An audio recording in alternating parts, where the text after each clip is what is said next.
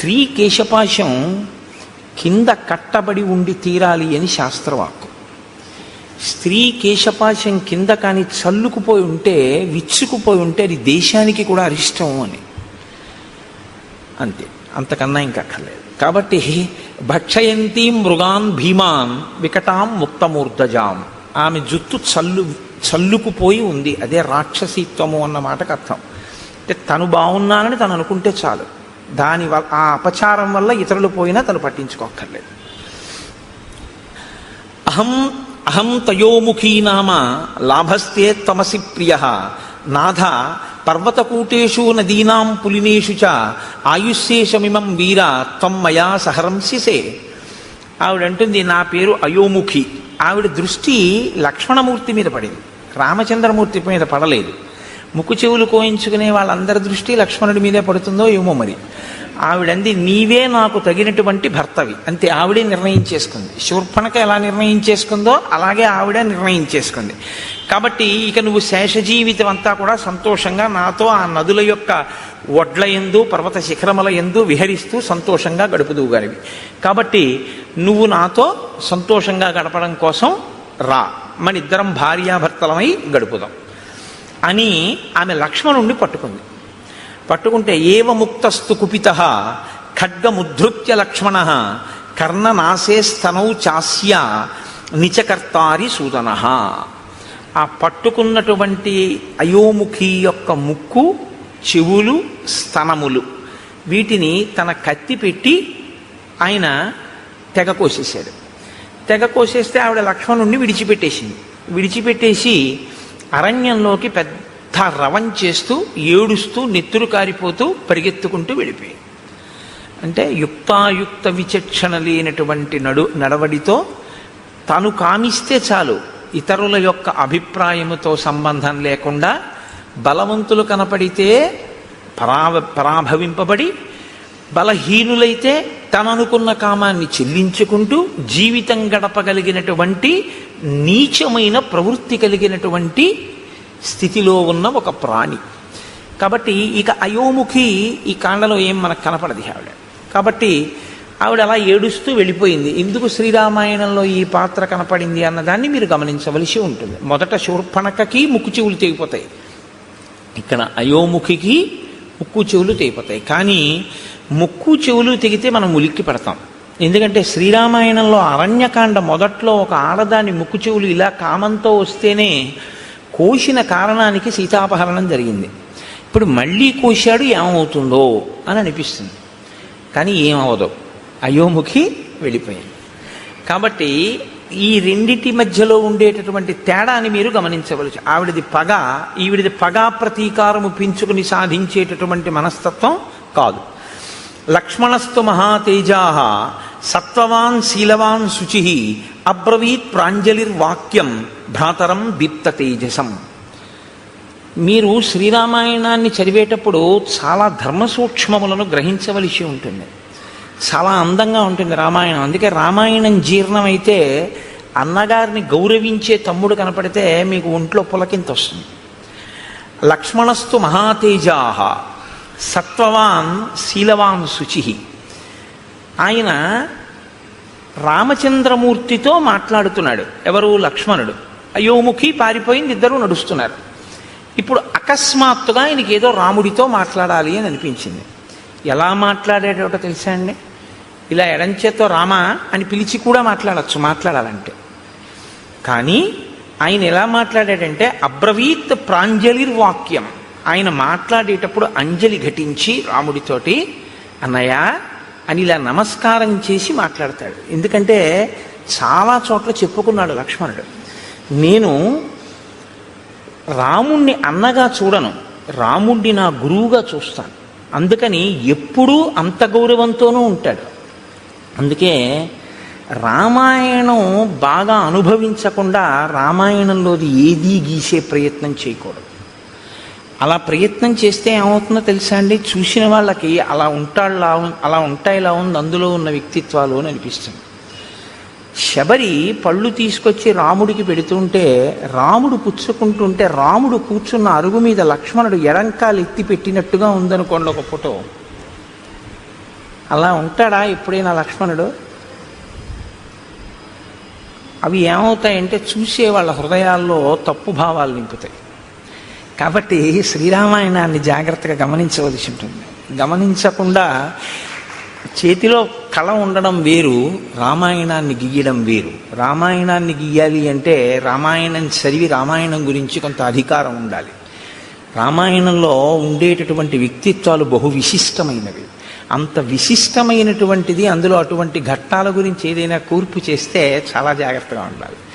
కాబట్టి నేను దేన్ని దృష్టిలో పెట్టుకుని అన్నానో మీరు గమనించి ఉంటారు. కాబట్టి ఇప్పుడు అబ్రవీత్ ప్రాంజలిర్వాక్యం భ్రాతరం దీప్త తేజసం, అంజలి ఘటించి రామచంద్రమూర్తితో మాట్లాడుతున్నాడు. స్పందతే మే దృఢం బాహు ఉద్విగ్నమివ మే మనః ప్రాయశ్చాప్యనిష్టాని నిమిత్తాన్యుపలక్షయే. నేను మీతో తరచూ ప్రస్తావన చేస్తూ ఉంటాను. శ్రీరామాయణం ఒక ధర్మశాస్త్రం, శ్రీరామాయణం పరిపాలనా శాస్త్రం, శ్రీరామాయణం జ్యోతిష శాస్త్రం, శ్రీరామాయణం శకున శాస్త్రం. మీరు ఎలా చూస్తే రామాయణం మీకు అలా కనపడుతుంది. కాదు, పక్షుల గురించి తెలుసుకోవాలా, రామాయణం చదవచ్చు. పర్వతాల గురించి తెలుసుకోవాలా, రామాయణం చదవచ్చు. భౌగోళిక శాస్త్రం పరిశీలనం చేయాలా, రామాయణం తెలుసుకోవచ్చు. మృగముల గురించి తెలుసుకోవాలా, శ్రీరామాయణం చదువుకోవచ్చు. మీరు ఏది తెలుసుకోవాలన్నా రామాయణం చదువుకుంటే మీకు అందులో తెలియని ఉండవు. ప్రతి శ్లోకము అమృత భాండమే. ప్రతి శ్లోకంలో మహర్షి సందేశాన్ని నింపి ఉంచుతారు. అందుకే ఆయన ఈయనతో మాట్లాడాడు అని ఆయన చెప్పరు. అలా చెప్పడం చాలా తేలిక. అలా చెప్పరు. మాట్లాడేటప్పుడు ఎలా నిలబడి మాట్లాడాడు చెప్తారు. ఒక ఆయన వచ్చాడు, ఎవరు ముందు లేచారు, ఎవరు తర్వాత లేచారు, ఎవరు ఎవరికి అర్ఘ్యం ఇచ్చారు, పాద్యం ఇచ్చారు, ఎవరు ఎవరితో ఏ ప్రశ్న వేశారు, ఎవరు ఎలా జవాబు చెప్పారు. ఒక సంఘటన అయిపోయిన తర్వాత రాముడు అన్ని లక్ష్మణుడికి చెప్తూ ఉంటాడు. రాముడు లక్ష్మణుడికి చెప్పేటప్పుడు మీరు చాలా జాగ్రత్తగా చదవాలి ఆ సర్గని. అందులో ఒక అత్యుత్తమమైనటువంటి సందేశం ఒకటి ఉంటుంది. రాముడు ఒక సర్గ చివర ఒక వ్యక్తితో తాను చూసి మాట్లాడి వెళ్ళిపోయేటప్పుడు లక్ష్మణుడితో చెప్తాడు, చూసావా లక్ష్మణ, ఇవాళ మనం ఇది చేశాం కదా, దీనివల్ల ఇది అన్నమాట ఫలితం అంటాడు. గురువుతో తిరిగేటటువంటి శిష్యుడికి అందే మహోత్కృష్టమైన ప్రయోజనం అదే. మీరు ఎన్నో శాస్త్రాలు మదిస్తే తప్ప అందనటువంటి విషయం అలవోకగా అందిపోతుంది. ఎందుచేతనంటే ఆయన అనుభవించి ఉన్నాడు, ఆయన చదివి ఉన్నాడు, ఆయన మీకు అలా అందించేస్తుంటాడు. ఆయన నడవడిని మీరు గమనిస్తుంటే చాలు, మీకు అవన్నీ అందిపోతుంటాయి, చాలా తేలిగ్గా అందిపోతుంటాయి. ఇది ఒక గురువు వెనకాతల ఉండేటటువంటి శిష్యుడికి ఎలా ఉంటుందో, ప్రాజ్ఞుడైన అన్నగారిని గురువుగా భావించి వెడుతున్నటువంటి లక్ష్మణుడికి అందుతున్న ఐశ్వర్యం అది. అది తరిగిపోని చెరిగిపోని ఐశ్వర్యం. అందుకే రాముడితో కలిసి ఉండడమే ఆయన ఐశ్వర్యం. అందుచేత లక్ష్మణుడు అయ్యాడు. కాబట్టి చూడండి, ఇప్పుడు ఆయన అంటున్నాడు, స్పందతేమే దృఢం బాహు. అన్నయ్య, నా భుజం అదురుతోంది, ఎడం భుజం. ఎడమ భుజం పురుషుడికి అదిరితే అది అశుభ సూచన, ఏదో దుర్నిమిత్తము, జరగకూడనిది జరుగుతోంది అని. ఉద్విగ్నమివ మే మనః, నిష్కారణంగా నా మనసు తొట్టుపడుతోంది, తత్తరపడుతోంది. ఎందుకు? ఉద్విగ్నతకి లోనవుతున్నాను. కాబట్టి ప్రాయశ్చాప్యనిష్టాని నిమిత్తాన్యుపలక్షయే. ఏదో భయంకరమైనటువంటి సంఘటన, మనసుకి పరివేదన కల్పించేటటువంటి సంఘటన జరగబోతోంది అని నాకు అనిపిస్తోంది. ఇప్పుడు ఒక సంఘటన జరగబోతోంది, అదేదో చాలా క్లేశమైనటువంటి విషయమే. అందులోంచి బయటికి వస్తావా, బయటికి రావా, అది ప్రధానం. జబ్బు వచ్చింది రైటే, డాక్టర్ గారి దగ్గరికి వెళ్ళి అది చేయించుకోండి అన్నారు. చేయించుకుంటే బతుకుతానా అండి అని అడుగుతారా లేదా? అడుగుతాం కదా, చేయించుకుంటే బతుకుతామండి అని అడుగుతారు. అలాగే బయటికి వస్తావా రావా, దుర్నిమిత్తం కనపడుతోంది, జరగకూడనిది జరుగుతోంది అని తెలుస్తోంది, బయటికి వస్తావా? కేవలం జరిగేది మాత్రమే చెప్తే బయటికి వస్తావో రావో చెప్పనటువంటి అసమగ్రత ఉన్నట్టు. సమగ్రత ఎప్పుడు ఉన్నట్టు? ఒక జరగకూడనిది జరుగుతోంది కానీ నువ్వు బయటికి వస్తావు అన్న విషయాన్నో బయటికి రావు అన్న విషయాన్నో కూడా చెప్పాలి. నిన్న రాముడు వస్తున్నప్పుడు మీకు నేను కొన్ని దుర్నిమిత్తాలు చెప్పాను. ఖచ్చితంగా ఏదో అమంగళం జరిగిపోయింది అన్నాడు రాముడు. ఏదో బాధాకరమైన విషయం జరిగిపోయింది, ఎందుకంటే శకునాలు అలా ఉన్నాయన్నాడు. సీతాపహరణం అయిపోయింది. ఇవాళ లక్ష్మణుడు చెప్తున్నాడు శకునాలు. ఇవాళ లక్ష్మణుడు చెప్పేటప్పుడు భయంకరమైనది జరుగుతుంది, కానీ పైకి వస్తా ఉంటాడు. ఎందుకు పైకి వస్తారో ఇప్పుడు శకునం ఇంకొకటి చెప్తాడు. నేను అందుకే మీకు చెప్పింది, ఇంకా మళ్ళీ శకున శాస్త్రం ఏం మీరు చదవక్కర్లేదు. రామాయణం చదివితే శకున శాస్త్రం వచ్చేస్తుంది అంతే. రామాయణం చదివితే మీకు తెలియకుండా మీకు జ్యోతిషంలో కొన్ని విషయాలు తెలిసిపోతాయి. నిన్నను లేదు జటాయువు వింద ముహూర్తం గురించి మాట్లాడాడు. అందుకని ఏష వంచులకో నామ పక్షీ పరమదారుణ ఆవయోర్ విజయం యుద్ధే శంసన్నివ వినర్దతి. అన్నయ్య, వంచులకము అనబడేటటువంటి పక్షి కూస్తోంది, ఆ కూత వినపడుతోంది. అది నిజంగా రామలక్ష్మణులకి ఆ పరిజ్ఞానం ఎందుకేనేమో బాలకాండలో విశ్వామిత్ర మహర్షి ముందుగానే వాళ్ళని అరణ్యాలన్నీ తిప్పి తీసుకొచ్చారు. ఎదర అవసరం అవుతుంది ఈ జ్ఞానం అంతా అనుకున్నారో ఏమో ఆయన. కాబట్టి ఆయన పక్షి అరుపుని బట్టి చెప్పాడు, వంచులకము అనబడేటటువంటి పక్షి కూస్తోందన్నయ్య. ఆ పక్షి కూస్తే చాలా తొందరగా యుద్ధం వస్తుంది, చాలా హఠాత్తుగా వచ్చేస్తుంది యుద్ధం, కానీ ఆ యుద్ధంలో జయాన్ని పొందుతాం. కాబట్టి నాకు ఇటువంటి శకునములు కనపడుతున్నాయి అని అన్నాడు. అంతే. ఒక పెద్ద శబ్దం, ఎంత పెద్ద శబ్దం అంటే ఆ శబ్దం ఎటువంటిది అంటే మీరు అర్థం చేసుకోవాలంటే ఒక్కటే ఉపమానం చెప్పవలసి ఉంటుంది. అంతరిక్షం వరకు ధ్వని వినపడేటట్టుగా ఒక పిడుగు పడితే ఎటువంటి ధ్వని ఉంటుందో అంత ధ్వని అక్కడ వినపడింది. అంటే ఇప్పుడు మీరు ముందు ఒక విషయాన్ని గమనించవలసి ఉంటుంది. మహర్షి హృదయం ఏమిటో తెలుసా అండి? రాముడు బాలకాండలో శివధనస్సుని ఎక్కుపెట్టినప్పుడు ధనుర్భంగమైంది. విశ్వామిత్రుడు, రాముడు, లక్ష్మణుడు, జనకుడు తప్ప మిగిలిన వాళ్ళు ఎవ్వరూ కూడా నిలబడిన వాళ్ళు లేరు. శబ్దము అనేటటువంటిది సామాన్యమైంది కాదు. శబ్దము వేరు, ధ్వని వేరు. మీరు ఈ రెండిటికి తేడా తెలుసుకోవాలి. శబ్దము అర్థ ప్రతిపాదకము. శబ్దం ఎప్పుడూ కూడా అర్థంతో ఉంటుంది. ధ్వని అర్థ ప్రతిపాదకము కాదు. ధ్వని రాపిడి వలన రావాలని నియమం లేదు. శబ్దము రాపిడి వలన వస్తుంది ఎప్పుడైనా అంతే. శబ్దములన్నీ కూడా అర్థ ప్రతిపాదకములో లేదా మనస్సుకి సుఖదాయకములో అయి ఉంటాయి. అందుకే ఘర్షణ చేత పుడతాయి. నేను మీకు ఒక ఉదాహరణ చెప్పాలంటే, ఇప్పుడు నేను చెప్తున్న దాన్ని శబ్దము అనే అనవలసి ఉంటుంది. ఎందుకంటే నా మూలాధార చక్రం దగ్గర నుంచి లాగబడినటువంటి వాయువు అనేక చక్రాలకి తగులుతూ పైకి వస్తుంది. పైకి వచ్చేటప్పుడు ఒరిపిడి చెందుతుంది, రాసుకుంటుంది. చిట్ట చివర నా యొక్క ఆ స్వరపేటిక దగ్గరికి వచ్చేటప్పటికి ఆ వాయువు బాగా రాపిడి చెంది ఉరుసుకుని అక్షరములుగా, పదములుగా, వాక్యములుగా మారి నా నోటి వెంట బయటికి వస్తూ ఉంటుంది. ఉరిపిడి చేత పైకి వస్తుంది. నేను ఒక వయలిన్ వాయించాను అనుకోండి, చేతితో ఒక తాడు ఉన్నటువంటి పరికరం లాంటి దాన్ని పట్టుకుని తీగల మీద లాగితే ఆ ఒరిపిడికి ధ్వని వస్తుంది. ఒక వీణని గోటితో పెనగితే ధ్వని వస్తుంది. అలా మీకు ఎప్పుడైనా సరే ఒరిపిడి వలన వస్తే, అంటే ఘర్షణ వలన పుడితే దాన్ని శబ్దము అంటారు. ఇప్పుడు ఆ శబ్దం ఏం చేస్తుంది? అందుకే వేదరాశికి శబ్దరాశి అని పేరు. అర్థ ప్రతిపాదకమై దానికి ఏదో ఒక ప్రయోజనం ఉంటుంది. ప్రయోజనం లేనిది అనుకోండి, దానికి ఏమిటి అంటే మీరు చెప్పలేరు అనుకున్నప్పుడు దాన్ని శబ్దం అనకూడదు, ధ్వని అనాలి. పిల్లాడు ఆడుకుంటూ ఉంగా అన్నాడు అనుకోండి, దానికి అర్థం ఏంటి చెప్పండి అన్నారు అనుకోండి, ఏం చెప్తారు? ఉంగా అన్నాడు పిల్లాడు, చంటి పిల్లాడు. ఏమైనా నువ్వు రామాయణం చెప్పావు కదా, దీనికి అర్థం చెప్పన్నారు అనుకోండి, ఎవరు చెప్తారు దానికి? అప్పుడు దాన్ని ఏమనాలంటే ధ్వని అన్నారు.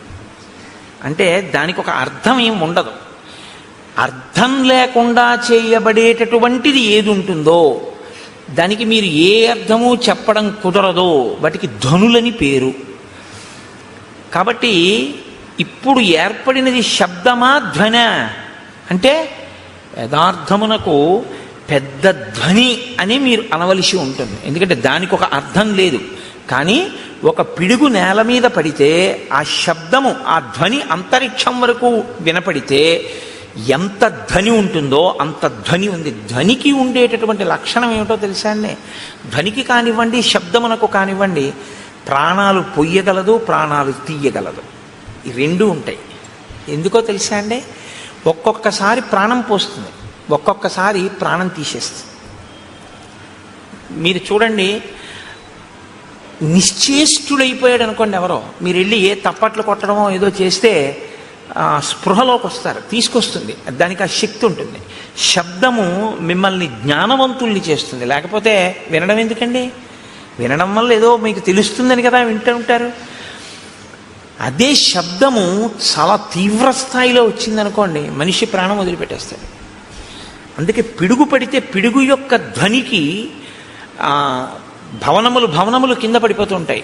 అక్కడ ఉన్నటువంటి జీవరాశి చెట్లు కూడా నేల కొరిగిపోతాయి. ఎందుకని అంటే ఆ శబ్ద ప్రకంపనలు, ధ్వని ప్రకంపనల యందు శక్తి తరంగములు ఉంటాయి. దీన్ని మొట్టమొదట ప్రతిపాదించిన వాళ్ళు ఎవరంటే, భారతదేశంలో ఆర్షధర్మంలో ఋషులు ప్రతిపాదించి కదలిక ఉన్న ప్రతిదాన్ని శక్తి స్వరూపంగా భావన చేశారు మన వాళ్ళు. అందుకే శబ్ద బ్రహ్మమయీ చరాచరమయీ జ్యోతిర్మయీ వాంగ్మయీ తత్వాతీతమయీ నిరంజనమయీ అని అమ్మవారిని స్తోత్రం చేశారు. అమ్మవారిని స్తోత్రం చేశారు అంటే మీరు ఒకటి గుర్తుపెట్టుకోవాలి, కదులుతున్నది ఏదైనా శక్తిగా భావన చేశారు. కదిలి ఇక కదలవలసిన అవసరం లేని రీతిలో నీలో నువ్వు అనుభవించవలసిన ఆనందాన్ని శివుడిగా సంకేతించారు. కాబట్టి ఇప్పుడు శివశక్తులు రెండు ఎప్పుడూ కలిసే ఉంటాయి. ఈ రెండిటిని మీరు వేరు చేసి చూడడం అనేటటువంటిది ఎప్పుడూ కుదరదు. అందుకే ఈ ప్రపంచమంతా కూడా పరమశివ తాండవ పార్వతీ లాస్య స్వరూపము అన్నారు శంకరాచార్యుల వారు. లాస్యం అంటే భావం, తాండవం అంటే కదలిక. మీరు చూడండి, మీకు ఈ ప్రపంచమంతా శివస్వరూపంగా మంగళస్వరూపంగా చూడడం ఎలాగా అంటే దానికి ఆ దృష్టికోణాన్ని శంకరులు అందించారు. అందుకని వారు జగద్గురువులు అయ్యారు. కదలకుండా ఉండదు. ఇప్పుడు నేనేదో మాట్లాడుతున్నాను, కదులుతూ ఉంటాను.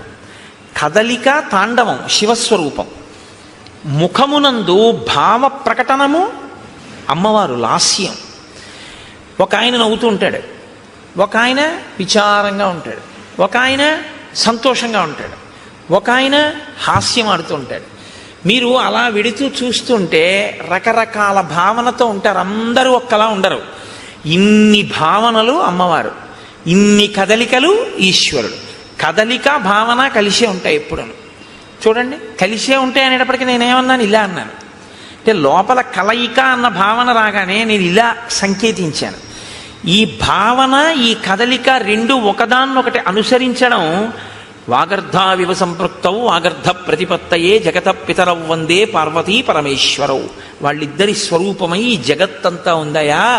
పార్వతీ పరమేశ్వరులు ఈ లోకమంతా నిండి ఉన్నారు. నువ్వు అలా చూడగలిగితే జగత్తు తాండవ లాస్య స్వరూపము అని. కాబట్టి దాన్ని వాల్మీకి మహర్షి ఎందుకండి అంత గొప్పగా ఆ విషయం కూడా మాట్లాడడం అంటే, అది ఇంకొకడు వింటే చచ్చుండివాడు. తట్టుకోగలిగారు అంటే ఇప్పుడు దాని మూలస్థానమును కూడా ఛేదించగలిగినటువంటి పరాక్రమవంతులు. చెవికే అంత బలం ఉంటే చేతులకి ఎంత బలం ఉండాలి? కాబట్టి ఇప్పుడు మూలస్థానాన్ని ఛేదించగలరు. ఇది రామచంద్రమూర్తి యొక్క, లక్ష్మణుని యొక్క వీర్యము, పరాక్రమము. మీతో నేను చాలా మార్లు మనవి చేస్తున్నాను, వీర్యం అన్న మాటకు అర్థం అదే. ఎదుట వస్తున్నటువంటి ఎదిరింపునకు లేదా తనతో తలపడుతున్నటువంటి స్థితిలో ఉన్న ఎదురుగుండా కనపడుతున్నటువంటి ప్రతిద్వంద్వి యందు లోపల తాను చెక్కు చెదరక ఎదుటివాడిని చెక్కు చెదిరిపోయేటట్టు చెయ్యగలిగినటువంటి ప్రజ్ఞకి వీర్యమని పేరు. ఇది లోపల నిబిడీకృతమై ఉంటే పరాక్రమం అని పేరు. కాబట్టి ఇప్పుడు ఈ వీర్య పరాక్రమములు ఉన్నవారు కాబట్టి అందుకని అడిగారు వాల్మీకి మహర్షి, కోన్వస్మిన్ సంప్రదంలోకే గుణవాన్ కశ్చ వీర్యవాన్ ధర్మజ్ఞశ్చ కృతజ్ఞశ్చ సత్యవాక్యో దృఢవ్రతః చారిత్ర్యేణ చ కోయుక్తః సర్వభూతేషు కోహిత విద్వాన్ కః కస్సమర్థశ్చ కశ్చైక ప్రియదర్శనః ఆత్మవాన్ కో జితక్రోధో ద్యుతిమాన్ కో ననసూయక. ఇన్ని ప్రశ్నలు వేయడానికి కారణం అదే. కాబట్టి ఇప్పుడు వారు ఆ ధ్వనిని విని వాళ్ళు ఏమనుకున్నారంటే, ఇంత పెద్ద ధ్వని ఎక్కడి నుంచి వచ్చింది అని ఆశ్చర్యపోయారు. వారు ఆశ్చర్యపోయే లోపలే వారికి ఎదురుగుండా ఒక స్వరూపం ఒకటి కనపడింది, ఒక పెద్ద ఆకారం ఒకటి కనపడింది. ఆకారము అన్న మాట నేను ఎందుకు అనవలసి ఉంటుందంటే, చూడగానే గుర్తుపట్టగలిగితే ఇది ఫలానా అని గుర్తుపట్టగలిగారు అనుకోండి, మీ ప్రజ్ఞకు అందుతోంది అని గుర్తు. ఇలా చూస్తే మనిషి అన్నాను అనుకోండి, నా ప్రజ్ఞకు అందింది. జింక నా ప్రజ్ఞకు అందింది. లేడి నా ప్రజ్ఞకు అందింది. సర్పము నా ప్రజ్ఞకు అందింది. అసలు అటువంటి రూపు లోకంలో ఎక్కడా వర్ణింపబడలేదు, తాను చూడలేదు. నేను చూడకపోవచ్చు, కానీ విన్నాను అనుకోండి తెలుస్తుంది. ఒక హంస నేను చూడలేదు, కానీ హంస కనపడింది, ఇది హంస అనుకుంటానండి అంటాను. మళ్ళీ ఇదో విచిత్రం తెలుసా అండి, నామం ఉంటే రూపం ఉంటుంది, రూపం ఉంటే నామం ఉంటుంది. నామం రూపం కలిస్తే మాయ అవుతుంది. అదే విచిత్రం. శంకర భగవత్పాదుల యొక్క ప్రతిపాదన అంతా దీని మీదే ఆధారపడింది. నామం ఉంటే రూపం ఉంటుంది, రూపం ఉంటే నామం ఉంటుంది. కోటేశ్వరరావు గారు అన్నారనుకోండి, మీకు వెంటనే నా రూపం మీ మనసులో అలా లీలగా కదులుతుంది. చూస్తున్నారుగా చాలా రోజుల నుంచి. కోటేశ్వరరావు అనబడేటప్పటికీ నేను ఇలా వస్తూ ఉంటే ఆ కోటేశ్వరరావు వస్తున్నారు అంటారు. అంటే నా రూపాన్ని నామంతో గుర్తిస్తారు. అలా ఇంకోళ్ళు వస్తున్నారు అనుకోండి, కోటేశ్వరరావు వచ్చారా అండి అన్నారనుకోండి, ఎవరైనా కొత్త వాళ్ళ, ఆయన కాదండి రాలేదంటారు.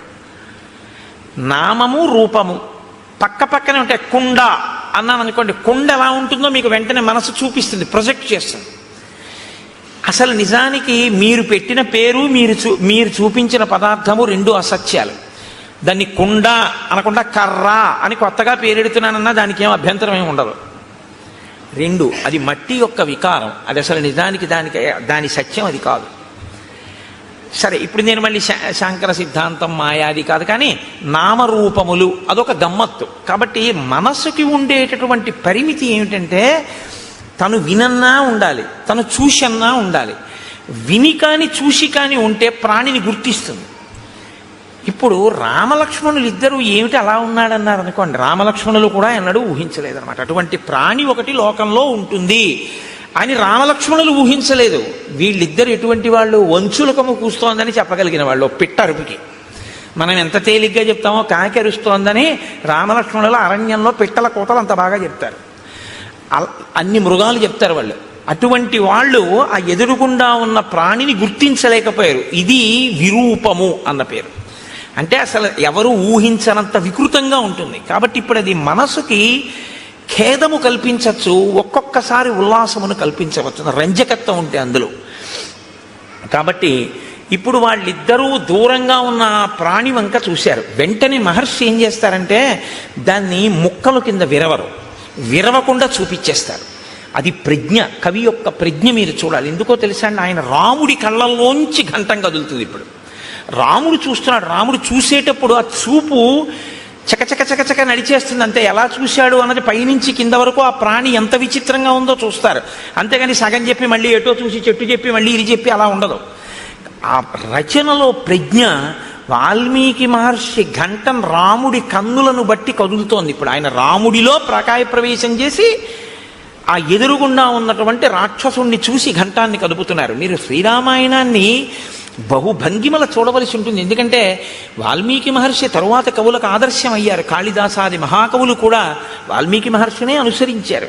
కాబట్టి వివృద్ధం అశిరోగ్రీవం కబంధముదరే ముఖం అగ్నిజ్వాలానికాశేన లలాటస్థేన దీప్యత మహాపక్ష్మేణ పింగేన విపులేనాయతేన చ ఏకేనోరసి ఘోరేణ నయనే నాశుదర్శిన మహాదంస్ట్రోపపన్నం తల్లేలిహాసం మహాముఖం భక్షయంతం మహాఘోరాన్ రుక్షసింహ మృగద్విపాన్ ఘోరౌ భుజౌ నికుర్వాణం ఉభౌ యోజనమాయతౌ. ఆయన ఘోరే భుజౌ వికుర్వాణం. ఆ ఉన్నటువంటి ఎదురుగుండా ఉన్న ప్రాణి ఎలా ఉన్నాడంటే తల లేదు. తల లేకపోతే బీభత్సంగా ఉంటుంది. అది ఆ ప్రాణి ఏం చేస్తుందంటే మీకు బీభత్స రసాన్ని ఉద్భుతం చేస్తుంది మా లోపల నుంచి. ఎదురుగుండా ఉన్న ప్రాణి తలకాయతో ఉందనుకోండి పర్వాలేదు, ఓ చెయ్యి లేకపోతే మీరు చూడడం కొంచెం తేలిక, ఒక కాలు పోతే మీరు చూడడం తేలిక. తల లేకపోతే మీరు వెంటనే అంటారంటే అయ్య బాబోయ్ అంటారు, చూడలేరు. ఇప్పుడు ఆ ఎదురుగుండా కనపడుతున్న ప్రాణికి తలకాయ లేదు, ఆ ప్రాణికి కాళ్ళు లేవు. తలకాయి లేదు, కాళ్ళు లేవు. పోనీ తలకాయి కాళ్ళు లేకుండా అలా ఉందా ప్రాణి? అలా లేదు. అదొక విచిత్రమైనటువంటి స్థితిలో ఉంది.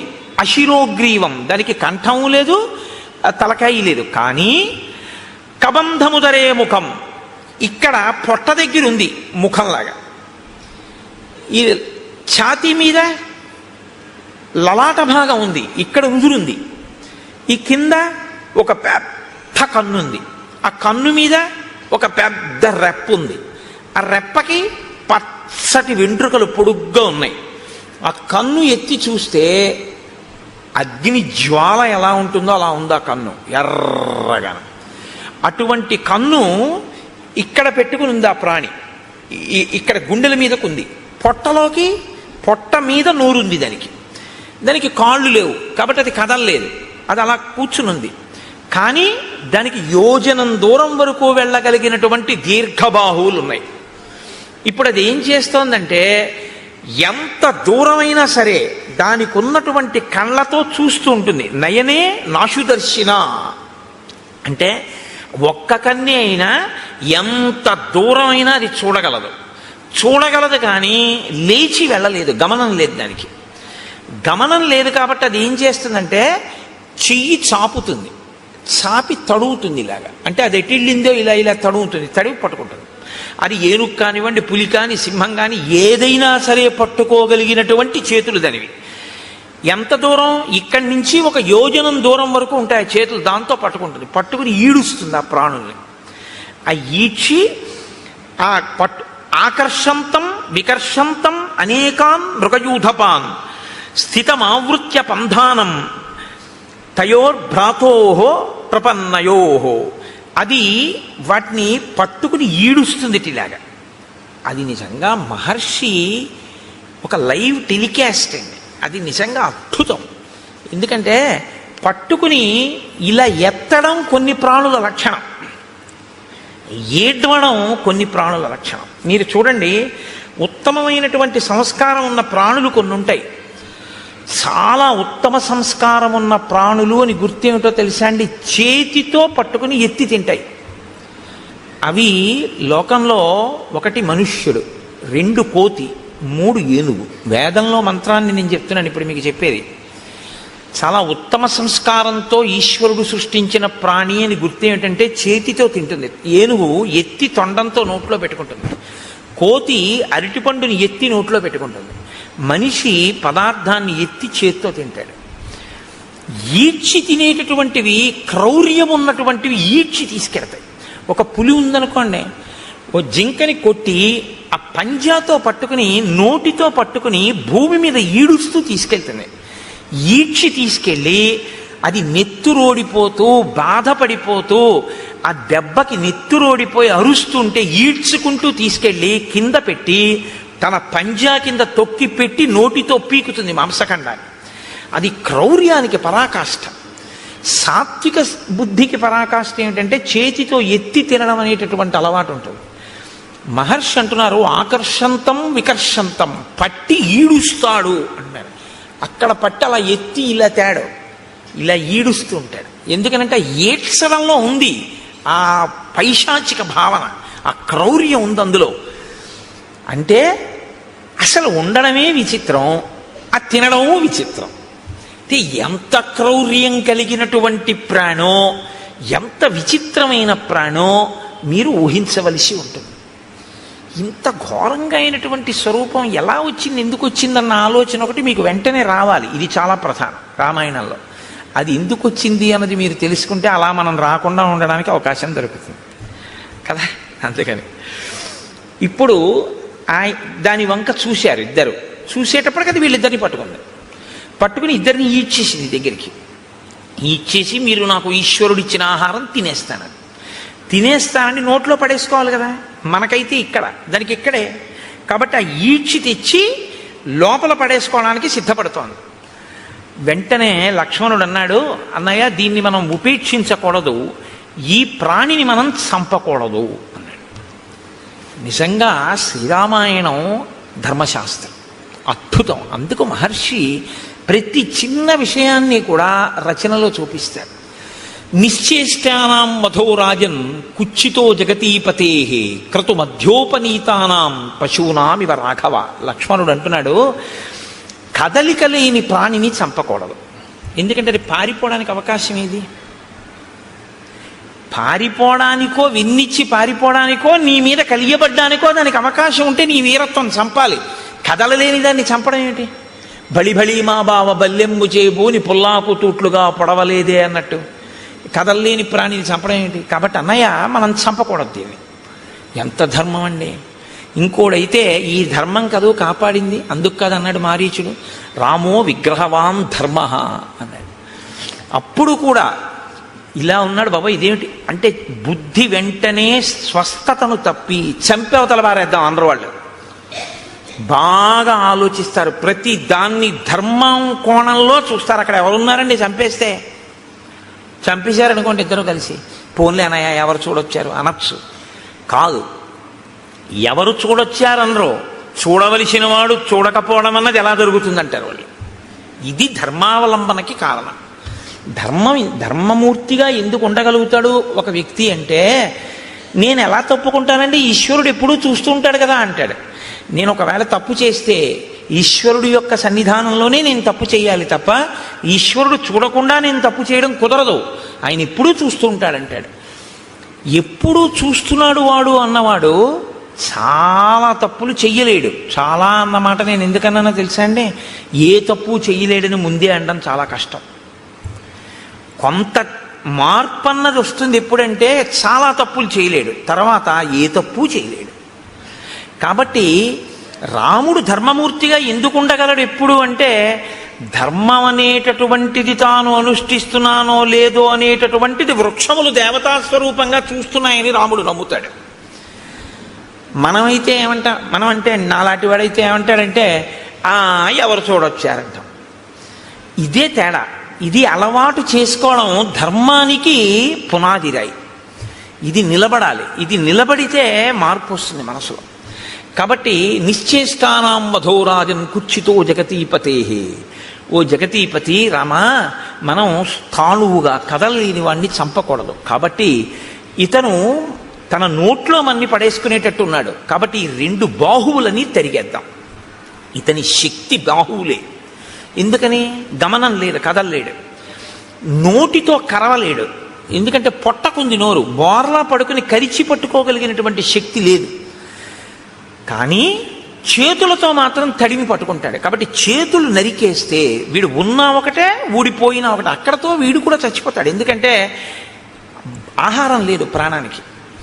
ఆహారం లేకపోతే ప్రాణము నిలబడదు, శోషించిపోయి పడిపోతుంది.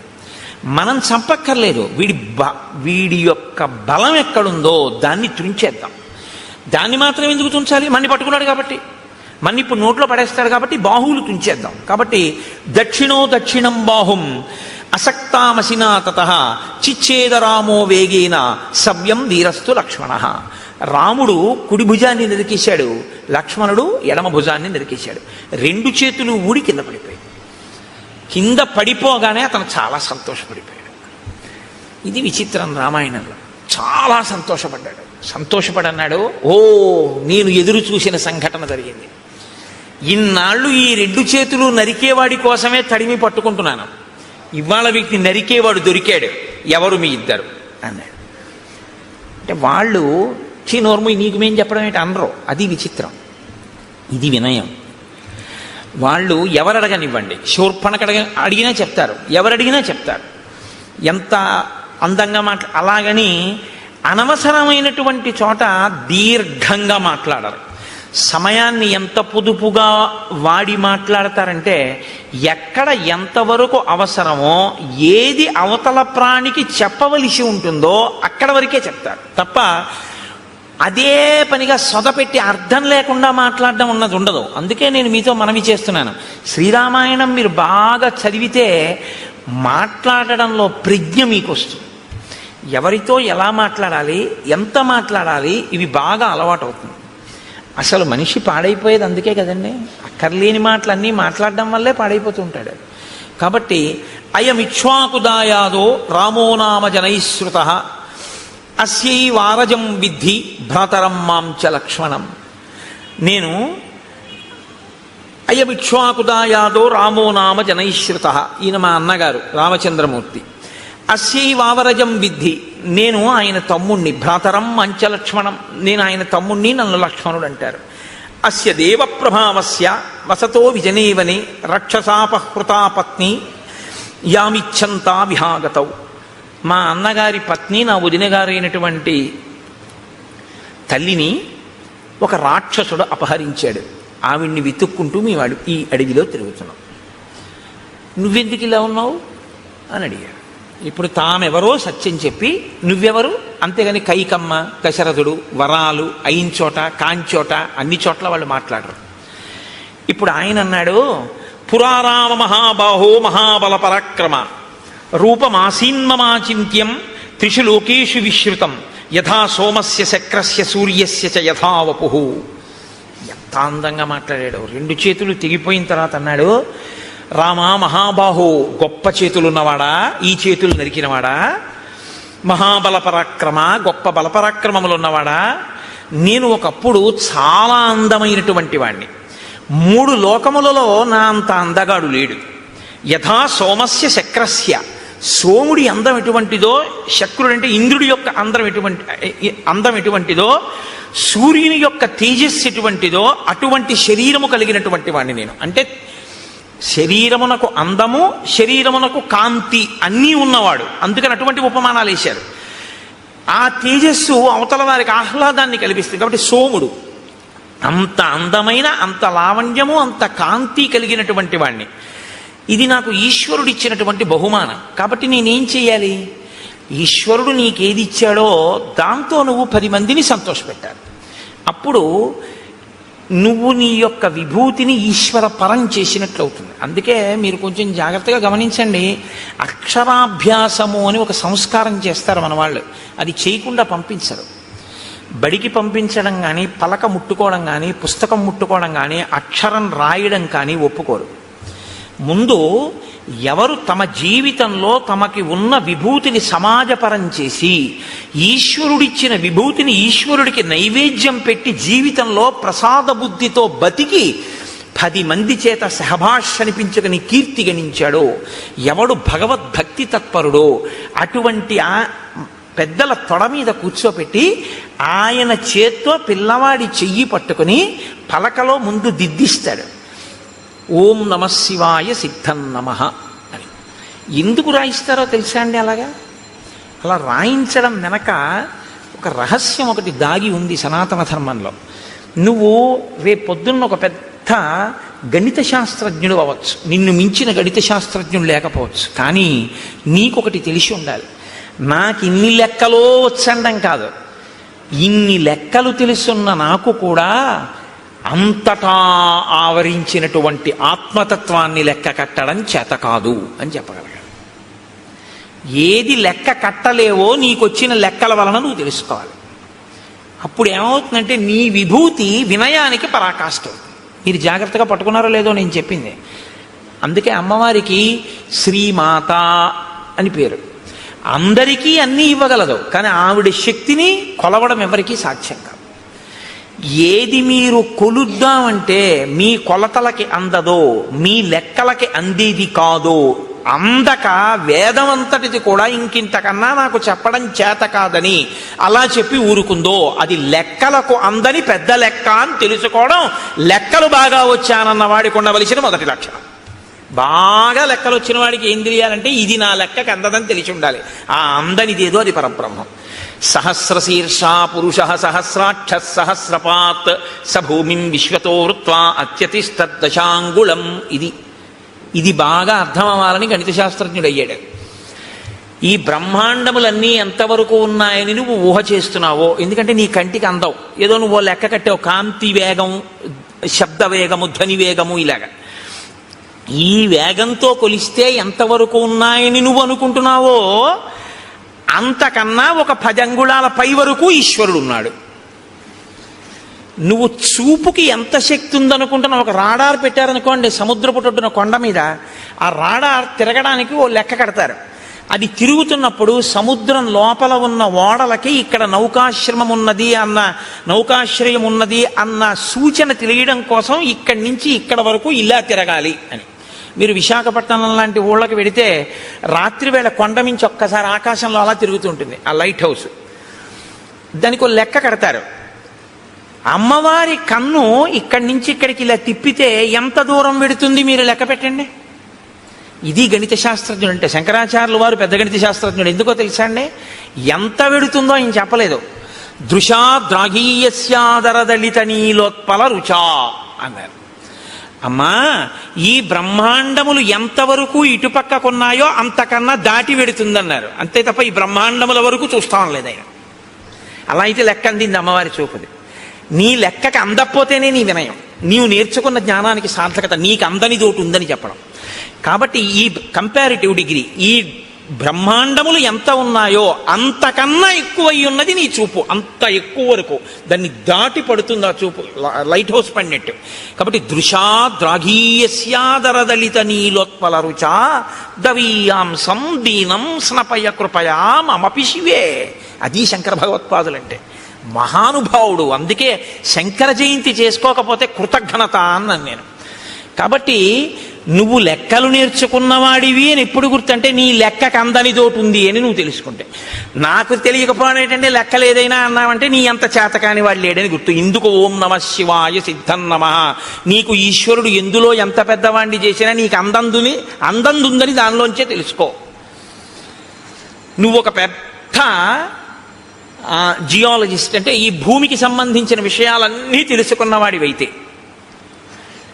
ఎవడు తన గుప్పిళ్లతో ఇసుక పోసి ఇంతంత పర్వతాల్ని, ఇన్ని ఎడారుల్ని, ఇంత సస్యశ్యామలమైన నదీ తీరాల్ని, ఈ పచ్చగడ్డితో కూడుకున్నటువంటి పంట పొలాల్ని, ఆ తరువాత పెద్ద పెద్ద ఆ బీడు భూముల్ని, ఒక పక్క కొండల్ని, ఒక పక్క నదుల్ని, ఒక పక్క సముద్రాల్ని ఎవడు తీసుకొచ్చి సృష్టించాడు?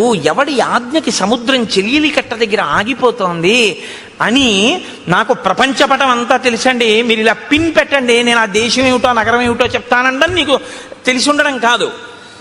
ఇవన్నీ సృష్టించిన వాడెవరో మాత్రం నేను తెలుసుకోలేకపోయాను, వాడికో నమస్కారం అని నువ్వు అనగలిగితే నువ్వు బాగా భౌగోళిక శాస్త్రం నేర్చుకున్నవాడు.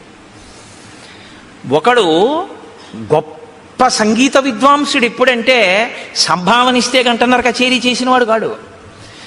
ఎవడు నాదోపాసన చేశాడో, ఎవరు ఆ లోపల నుంచి వచ్చినటువంటి నాదాన్ని వింటున్నాడో, ఎక్కడ నుంచి అది కదులుతోందో ముందు అన్నప్పుడు ఆ ధ్వని, ఆ శబ్దం, ఆ నాదం వస్తున్న దాని యొక్క మూలాల్ని ఉపాసన చేసి మౌనంలో పట్టుకుని నాదోపాసన చేసి సంగీత విద్య ద్వారా సరిగమ పద నిసానిదప మగరిస అంటారు. ఆరోహణ అవరోహణ. అవరోహణ అంటే కింద పడిపోవడం, ఈ ఈశ్వరుడి నుంచి విడిపోయి అజ్ఞానంలోకి రావడం. ఆరోహణ అంటే పైకెక్కి మళ్ళీ సాలోకి వెళ్ళిపోవడం ఈశ్వరుడి దగ్గరికి. మళ్ళీ సంగీతాన్నే పట్టుకుని కింద పడ్డవాడు సంగీతంతో మళ్ళీ పైకెక్కి సాలోకి కలిసిపోవడం, ఈశ్వరుడిలో కలిసిపోవడం. ఈ నాదోపాసన చేసిన వాడు ఎవడున్నాడో వాడు సద్గురువు అయి నిలబడిపోతాడు. అందుకే త్యాగరాజు గారు ఎవరో అని మీరు అన్నారనుకోండి, సంగీత విద్వాంసుడు అనకూడదు, సద్గురు త్యాగరాజస్వామి అనాలి. శ్యామశాస్త్రి గారు ఎవరో అన్నారనుకోండి, సద్గురు శ్యామశాస్త్రి అనవలసి ఉంటుంది. అలాగే దీక్షితర్ వారు ఎవరు అని మీరు అన్నారనుకోండి, సద్గురు దీక్షితర్ వారు అనవలసి ఉంటుంది. వారు సద్గురువులు. ఎందుకంటే వారు నాదోపాసన చేసి నాదోపాసన ద్వారా బ్రహ్మమును చేరిపోయారు వారు. ఇప్పుడు వారి సంగీతం ఎందుకు పనికొచ్చిందంటే, ఎవరు మనకి సంభావన ఇస్తారు, కచేరీ కడదాం, డబ్బులు తెచ్చుకుందాం అనడానికి పనికి రాలేదు. అంటే అలా వెళ్ళడం తప్పని నేనేమంటలేదు. కానీ అది ఎందుకు పనికి రావాలి అంటే, నాదోపాసన అన్నది ఈశ్వరుణ్ణి చేరడానికి పనికి రావాలి. ఇప్పుడు అలా పనికొచ్చింది అనుకోండి, మీకు అలా పనికొచ్చినటువంటి ఉత్తర క్షణంలో ఈశ్వరుడు మీకు ఇచ్చిన విభూతి మీకు అందని దాన్ని అందుకోవడానికి పనికొచ్చేదే తప్ప అమ్ముకోవడానికి పనికొచ్చేది కాదు. మీకు ఒక కవనం వచ్చనుకోండి, మీకు గొప్పగా ఒక పద్యం చెప్పడం వచ్చనుకోండి, అది ఈశ్వరుడు గురించి చెప్పగలగాలి, 10 మందికి పనికొచ్చేది చెప్పాలి. అందుకే హరినామస్తుతి చేయు కావ్యము సువర్ణాంభోజి హంసావళి సురుజిభ్రాజితమై మానస సరస్ఫూర్తిని వెలుంగొందు అంటారు పోతన గారు. హరినామమును చెప్పినటువంటి సాహిత్యం ఏదుందో అది మానస సరోవరం. ప్రజ్ఞ ఉంది కదా అని పనికి మాలిన కవిత్వాలన్నీ చెప్పాడనుకోండి, అవి కాలగర్భంలో నశించిపోతాయి, ఇంకోటి సమయాన్ని పాడు చేస్తాయి అంతే. అప్పుడు ఎందుకు పనికొచ్చింది? భ్రష్టత్వానికి పనికొచ్చింది ఆ కవిత్వం. దానివల్ల ఉపయోగం ఏమైనా ఉంటుందా అంటే నక్కీరుడి అహంకారంలా ఉంటుందంతే ఆ కవిత్వం. కాబట్టి ఏది నీ యందు బాగా ప్రకాశించిందో దాన్ని బాగా పట్టుకుని నాకు ఇది తెలియదు, ఆ తెలియనిదేదో ఇది తెలియదని తెలుసుకోవడానికి నాకు తెలుసున్నది పనికొచ్చిందన్నవాడెవడో వాడు విద్వాంసుడు, వాడు పండితుడు. పండితుడు అన్న మాట ఎవరికి వర్తిస్తుందో తెలుసా అండి? పద్యాలు చెప్పేవాడికి కాదు. పండాహ అంటే జ్ఞానం. ఈశ్వరుణ్ణి నమ్మి ప్రతిరోజు భక్తితో అనుష్ఠించి నడిచేవాడెవరో ఆయనకి పండితుడని పేరు. అందుకే పోతన గారు సహజ పండితుడు అంటారు.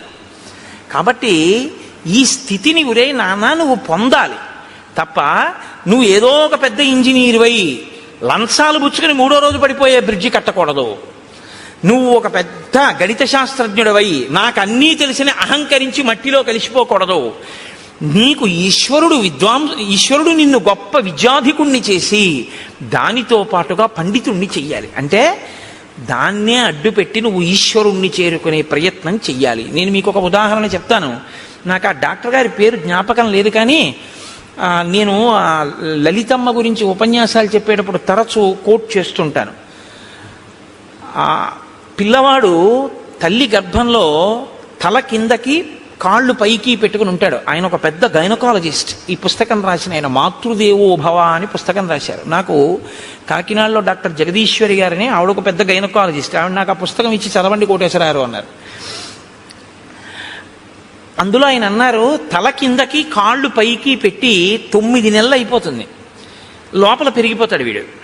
అమ్మ నాభిగొట్టంలోంచి ఆహారం వెడుతుంటుంది. ఇప్పుడు అమ్మ తినకూడనిది తింది, లోపల వీడి యొక్క శరీరం ఎటువంటిదో తెలుసు. నజ్జు శరీరం అనుకోండి, వీడికి పడిశం పట్టేస్తుంది. పడిశం పట్టేస్తే ఏమవుతుంది? తల కిందకు ఉంది. ఇప్పుడు ముక్కులో పట్టినటువంటి పదార్థం వెనక్కి వెళ్ళిపోతుంటుంది. గుటక వేయడం చాలా కష్టం, ఉక్కిరి బిక్కిరి అయిపోతుంటాడు. అమ్మ ఇంకో సీతాఫలం తింటుంది. ఆవిడికి ఏం తెలుసు? బయటకు వస్తేగా వాడిది నజ్జు శరీరం అని తెలియడానికి. లోపల జ్వరం తగులుతుంది. కానీ వాడికి చల్లగా ఉంటే బాగుండనిపిస్తుంది, కటిక చీకటి. ఇంతలో వాడికి ఏమవుతుందంటే లోపల అతిసారం పుడుతుంది. వాడు మలం ఎక్కువ విసర్జించేస్తాడు. విసర్జించేస్తే అందులోంచి చిన్న చిన్న పురుగులు పుట్టి కరిచేస్తుంటాయి ఒంటిని. ఇలా పడుంటాడు. తన మలమూత్రములు తన నోటి దగ్గరికి వచ్చేస్తుంటాయి, చెవుల్లో కెడుతుంటాయి. అందుకే గర్భస్థ నరకం అంటారు. నవమాసంబులు తల్లి గర్భమున నానారోతలంచిక్కి నాకు అవకాశం విషుమంతలేకపడి తిన్హాకష్టముల్ భీతితో నవమాసంబు ఘటిల్లే చాలు నాకా గర్భవాసంబు నివసింపన్ పని తీర్చి కావుమికనన్ని సత్కృపన్ శంకరా అంటారు. అప్పుడు ఈశ్వరుణ్ణి ప్రార్థిస్తాడు, నేను ఉండలేకపోతున్నాను ఈశ్వర, ఒక్కసారి ఈ శరీరంతో బయటికి వెళ్ళని, దీంతోటే నిన్ను సేవించుకుని నీలో కలిసిపోతానంటాడు. ఈశ్వరుడు ఏం చేస్తాడంటే ప్రసూతి వాయు రూపంలో తల్లి యోనిలోంచి పైకి తోసేస్తాడు. ఇప్పుడు వచ్చి బయటపడతాడు. బయట పడగానే కటిక చీకట్లోంచి ఒక్కసారి పెద్ద వెలుతురులోకి వస్తాడు. ఇప్పటి వరకు తానేమీ చూడలేదు. అంతంత ప్రాణులు ముక్కుకి గుడ్డ కట్టుకుని డాక్టర్ గారు, అమ్మ, పెద్ద కడుపు, ఎవరెవరో మనుషులు, పెద్ద పెద్ద దీపాలు, గోడలు. వాడి ఇంటి కన్ను ఇలా విప్పి చూసేటప్పటికి ఆ వెలుతురు తట్టుకోలేక, వాతావరణాన్ని తట్టుకోలేక ఉత్తర క్షణంలో వాడి హృదయ స్పందనం ఆగిపోతుందిట. వాడి ఊపిరితిత్తులు ఇలా ఇలా ఇలా ఇలా అంటున్నవి ఇలా అయిపోతాయిట. జీర్ణ వ్యవస్థ ఇలా సంకోచించిపోయి వాడి శరీరంలో ఉన్న మలమంతా గడ్డకట్టి వాడి ప్రాణోత్క్రమణం అయ్యే స్థితి వస్తుంది. వస్తే ప్రపంచంలో ఇప్పటి వరకు ఎక్కడా తయారు కానటువంటి పదార్థం, నా కడుపున పుట్టిన బిడ్డ అని అమ్మవాడిని చూసుకుని మురిసిపోతుంది. అమ్మ మురిసిపోయి తన స్తన్యాన్ని తీసి వాడి నోట్లో పెట్టగానే ఎలా ఊరుతుందో ప్రపంచంలో ఎవ్వరికీ తెలియదు. కోలోస్ట్రమ్ అనబడేటటువంటి ఒక పసుపచ్చటి జిగురు పదార్థం అమ్మ స్తన్యంలోంచి కొడుకు నోట్లోకి ఎడుతుంది. దాన్ని చప్పరిస్తాడు అంతే. ఊపిరితిత్తులు పనిచేసి, గుండె పనిచేసి, జీర్ణావయం పనిచేసి నల్లటి మలం విసర్జించగలిగిన శక్తి వస్తుంది. వచ్చి పిల్లాడు బతుకుతాడు. పిల్లాడు బ్రతకడానికి కావలసినటువంటి ఆ కోలోస్ట్రమ్ అనబడేటటువంటి పసుపచ్చటి పదార్థం పిల్లవాడు కాని పిల్ల కాని పుట్టగానే వాణ్ణి చూసుకోగానే నా బిడ్డ అన్న ఆనందం కలగగానే మాతృత్వపు ఆనందపు అంచుల వలన అమ్మ శరీరంలో ఉత్పత్తి అయి స్తన్యంలోంచి స్రవింపబడేటటువంటి పదార్థాన్ని నేను సాక్షాత్ జగన్మాతగా చూస్తున్నా, నా కోలోస్త్రం వల్ల ఈ లోకంలో ఇన్ని ప్రాణులు పుట్టి బతుకుతున్నాయి. నేను నేర్చుకున్న గైనకాలజీతో నేను తెలుసుకున్నది ఏమిటంటే, ఆ కోలోస్త్రం అన్న పదార్థంలో అమ్మవారు ఉంది అని రాసుకున్నాడు ఆయన ఆ పుస్తకంలో. ఇది ఆ డాక్టర్ గారి ధన్యతకి కారణం. తను చదువుకున్న గైనకాలజీ ఎందుకు పనికొచ్చిందంటే, ఈశ్వరుణ్ణి తెలుసుకోవడానికి. ఈ ప్రాణులను మేము కాదు ఆపరేట్ చేస్తున్నది. ఇన్నాళ్ళకి ఒక పిల్లవాడు పుట్టాడు అంటే ఆ పిల్లవాడిని లోపల ఉంచినవాడు, పైకి తెచ్చినవాడు, బతికించినవాడు ఆ తల్లి జగన్మాత, ఆ పరాశక్తి. ఆ పరాశక్తి అమ్మ రూపంలో వచ్చి బతికించింది అని తను తెలుసుకుని నమస్కరించిన వాడు ఉన్నాడే, వాడు విద్వాంసుడు, వాడు పండితుడు. అందుకు పనికొచ్చింది ఆయన చదువు. ఆవిడ ప్రసవ వేదనతో అక్కడ కొట్టుమిట్టి ఆడిపోతుంటే డబ్బట్టుకొస్తే తప్ప ఆపరేషన్ చేయనన్న డాక్టరు దౌర్భాగ్యుడు. వాడి చదువు ఎందుకు పనికొచ్చినట్టు? ఏం భయమా? రామాయణం చెప్పడానికి భయం ఏంటండి? నేను రామాయణం చెప్తున్నాను కదా. కాబట్టి నీ కొడుకు అలా కాకూడదు, నీ కూతురు అలా కాకూడదు అనుకుంటే ఒక్క డాక్టర్ వాళ్ళని కోరుకోకు. ఈ తత్వం తెలుసుకుని ఈశ్వరుడి యొక్క అనుగ్రహాన్ని చూసి, ఇంకొక పిల్లాన్ని నేను అలా దర్శనం చేస్తున్నానని అర్ధరాత్రి కూడా సంతోషంగా వచ్చి, 5 పైసలు అక్కర్లేదమ్మా, నీ మాతృత్వం చాలు నాకు పరాశక్తి దర్శనమని పురుడు పోయగలిగినటువంటి డాక్టర్ కావాలని కోరుకుని రాయించు పలకలో. అందుకని ఏది చదవాలన్నా ఓం నమః శివాయ సిద్ధం నమః, మంగళప్రదమైన చదువు కావాలి అని మనం కోరుకుంటాం. లేకపోతే ఏమవుతుందో తెలుసా అండి, దీని రెండో కోణం అహంకారం. ప్రతిదానికి అహంకారమే. ప్రతి చిన్న విషయానికి అహంకరించడానికి ఏదైనా కనపడుతుంది. అహంకారం పోగొట్టుకోవడానికి ఏమీ ఉండదు. నేనెంతటి వాడినండి అనడం చాలా కష్టం. నేను ఇంతటి వాడినండి అనడానికి ఏదో ఒకటి చెప్పచ్చు కదండి, ఏదో ఒకటి చెప్పచ్చు ఇంతటి వాడిని అనడానికి.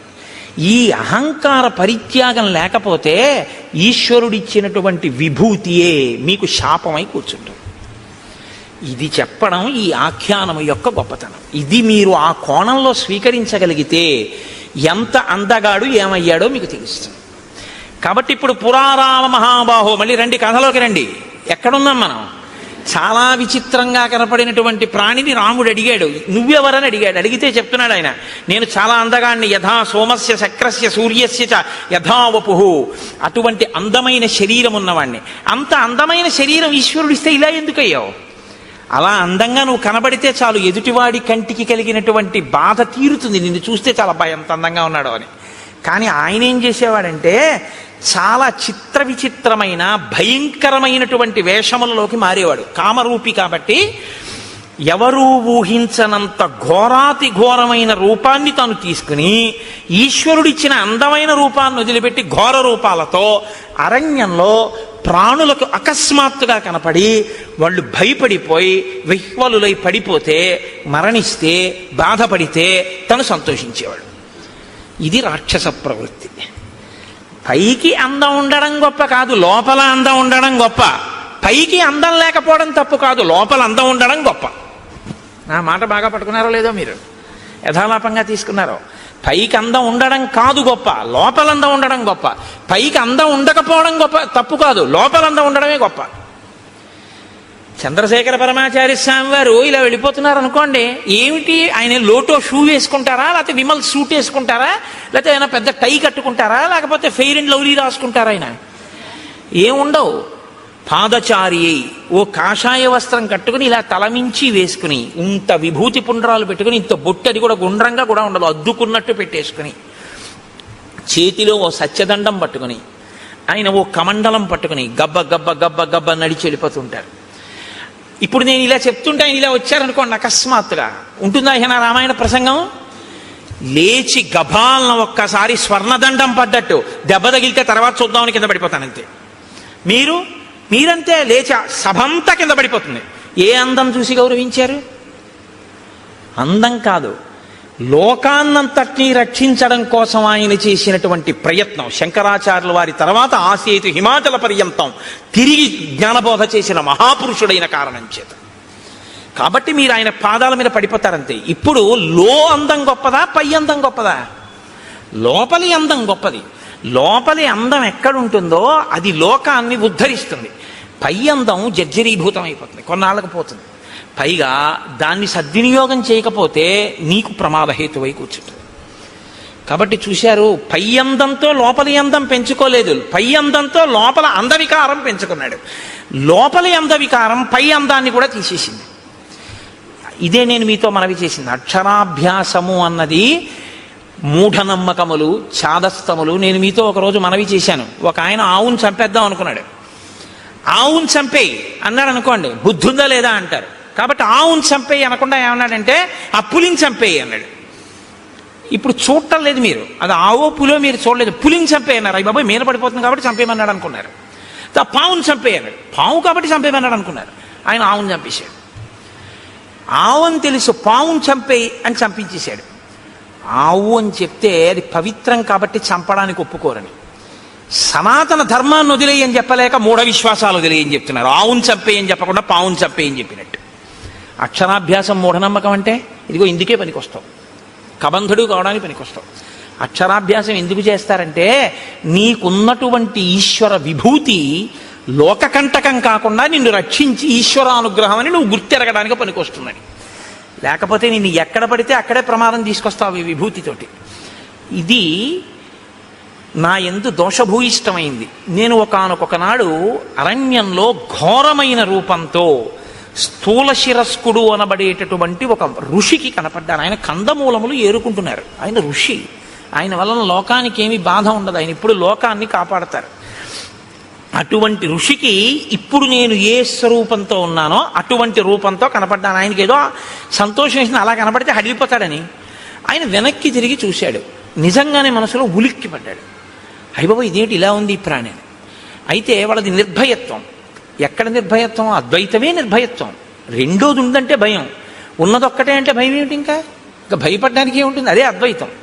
కాబట్టి ఆయన వెంటనే ఏమన్నాడంటే శాపవాక్కుని విడిచిపెట్టాడు. ఏతదేవ నృశంసంతే రూపమస్తు విగర్హితం. నీకు ఇటువంటి నింద్యమైనటువంటి రూపం కావాలనుకున్నావు. నృశంసం విగర్హితం, క్రూరమైన నింద్యమైన, రెండు మాటలు వేశాడు. ఈ రూపం ఎలా ఉంది? నింద్యంగా ఉంది, చూడ్డానికి అసహించుకునేటట్టుంది, ఘోరంగా ఉంది. చేతులు ఒక్కటి ఉండి ఏమిటి ఆ స్వరూపం ఏమిటి, ఆ కనపడడం ఏమిటి? అప్పటికి తలకాయ ఉంది ఆయనకి ఇంకాను. కాబట్టి నువ్వు ఇలాగే అరణ్యంలో పడి ఉండు అన్నాడు. ఇప్పుడు అసలు ఉన్న అందం పోయింది. ఇప్పుడు ఏం చేశాడు?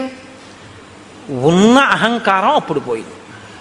పోయి మహర్షి కాళ్ళ మీద పడ్డాడు. ఇప్పుడు మీరు నన్ను మాట అడగచ్చు ఏంటంటే, అంటే మరి పాపం ఆ పాటి దానికి ఏదో బుద్ధి చెప్పాలి కానీ అలా బొత్తిగా శాపం ఇచ్చేయడం ఏమిటండి అంటే, మీరు జ్ఞాపకం పెట్టుకోండి, శాపం ఎప్పుడూ కూడా అనుగ్రహము. శాపవాక్కు అనరు, శాపానుగ్రహము అంటారు. దాని చేత మార్పు తీసుకొస్తారు తప్ప అలాగే పడి ఉండు అని అనరు.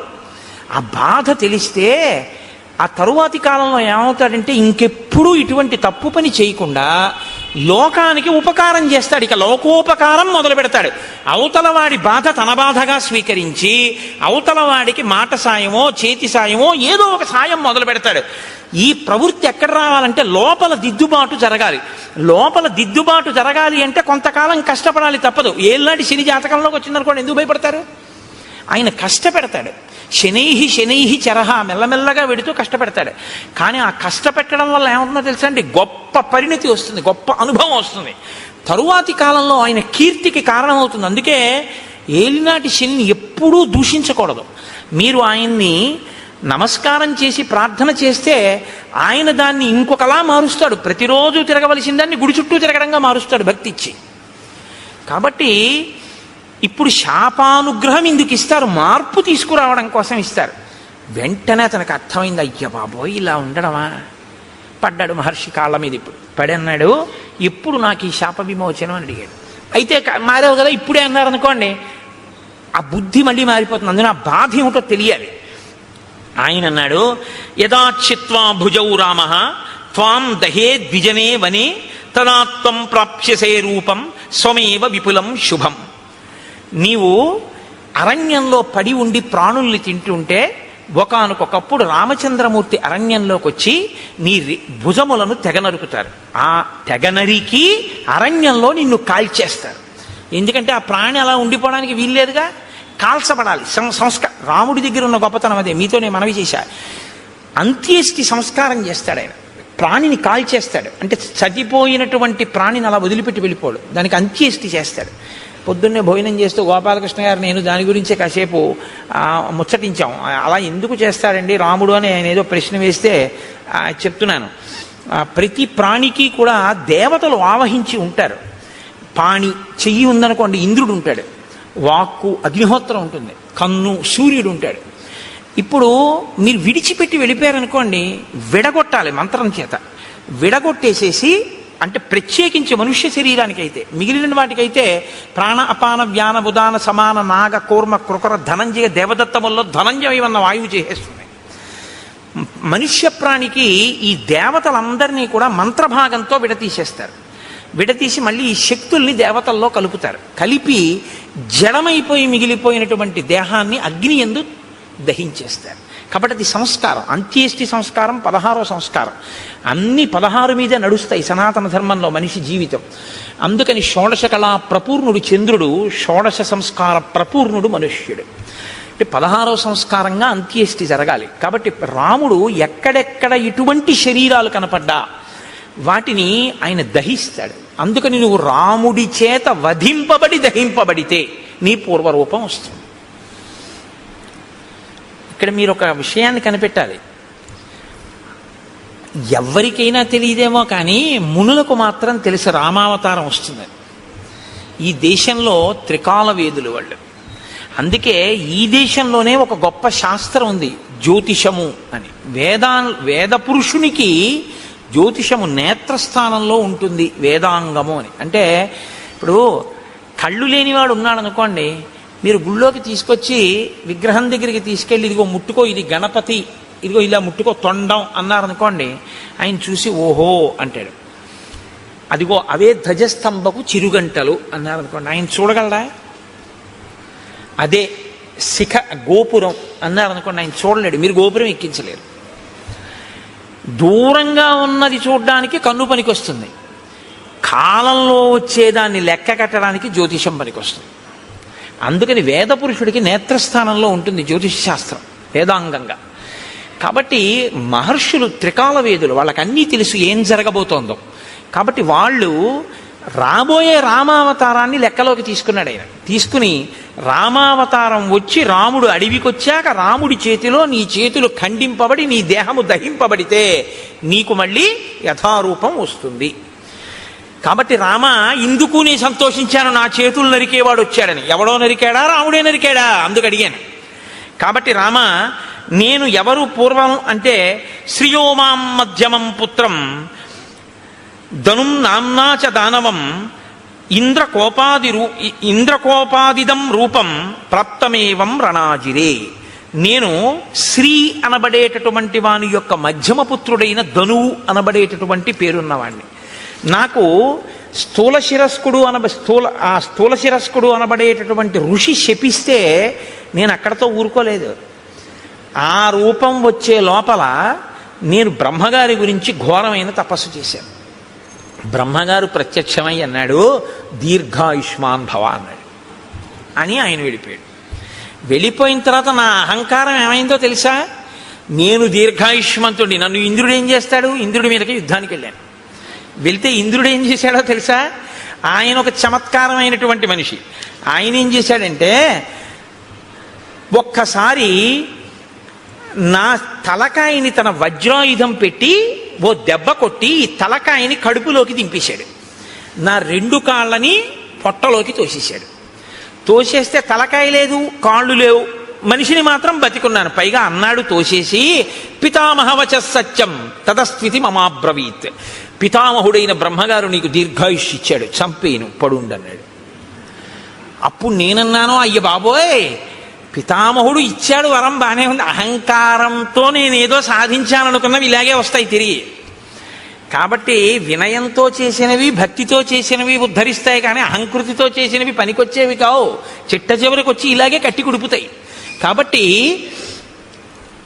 నేనన్నాను, నాకు పితామహుడు దీర్ఘాయుష్మంతుడు అన్నాడు నిజమే, కడుపుకి ఆకలోటి ధర్మం కదా ప్రాణికి. ఇప్పుడు నాకు తలకాయ లేదుగా, కాబట్టి నోరు లేదుగా, కానీ కడుపు ఉందిగా, తినాలిగా. వెళదామంటే కాళ్ళు లేవుగా, ఏం తిని బతకను అని అడిగాను. అడిగితే ఆయన ఏం చేశాడో తెలుసా? ఏవముక్తస్తు మే శక్రో బాహు యోజనమాయతౌ ప్రాదాదాస్యంచమే కుక్షౌ తీక్షణ దంస్త్రం అకల్పయత్. నాకు పెద్ద పెద్ద కోరలు పెట్టి, నా గుండెల దగ్గర కన్ను పెట్టి, నాకు యోజనమంత పొడుగైన చేతులిచ్చి, నువ్వు బతకవలసింది దీర్ఘాయుష్మంతుడవై బతికుండడానికే తప్ప అంతకన్నా ఎందుకురా నువ్వు బతికుండు, నువ్వేం చేయాలి లోకానికి? అని నీ చేతులతో తడువుకు తింటుండు పడుండు అన్నాడు. అంటే దారుణమైన జన్మ ఏదో తెలుసా అండి? తినడానికి బతికే జన్మ కదండి. ఇప్పుడు అంతిమంగా తీర్పు ఎక్కడికి వచ్చింది? ఆయన దీర్ఘాయుష్మంతుడు దేనికి? తింటాడు, బతుకుతాడు. ఎందుకు బతుకుతాడు? తినడానికి బతుకుతాడు, అంతే. ఎక్కడికి వెళ్ళడం, ఏమీ చెయ్యడు. ఈశ్వరుడి గురించి ఏమీ తెలుసుకోక్కర్లేదు. ఓపిక ఉన్నా ఏమీ చేయక్కర్లేదు. ఓపిక ఉన్న రోజుల్లో భోగాలకి, పెద్దవాడైపోయిన తర్వాత ఉన్న ఓపిక ఎక్కడ పోతుందో అని ఈశ్వరుడి దగ్గరికి వెళ్ళడం. మీరు లోకం పోకడ ఎలా ఉంటుందో తెలుసా అండి? ఇప్పుడు ఎందుకండి అంటాడు. ఏమండి రామాయణానికి వెళ్ళొద్దాం ఏంటి అన్నాడు అనుకోండి ఎవడైనా. ఏంటండి ఇప్పటి నుంచి రామాయణం అవన్నీ? మరి ఎప్పుడండి అని మీరు అడిగారు అనుకోండి, రిటైర్ అయిపోయాక.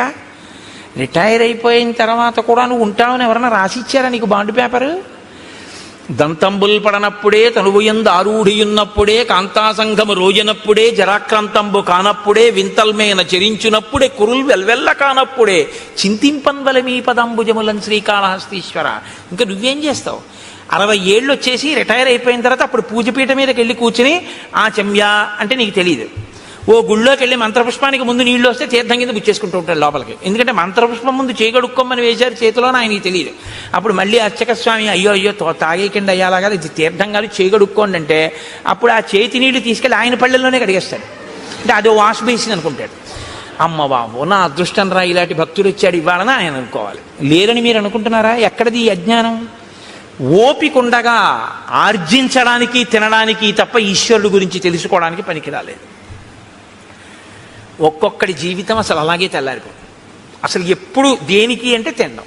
తింటుంటాడు అది తింటుందో రోజున. చెప్పానుగా, అన్నం అంటే తినున్నది, మన చేత తినబడున్నది, మనని తినున్నది, 2 అర్థాలు. కాబట్టి అది తినేస్తుందో రోజున, అయిపోయింది అంతే.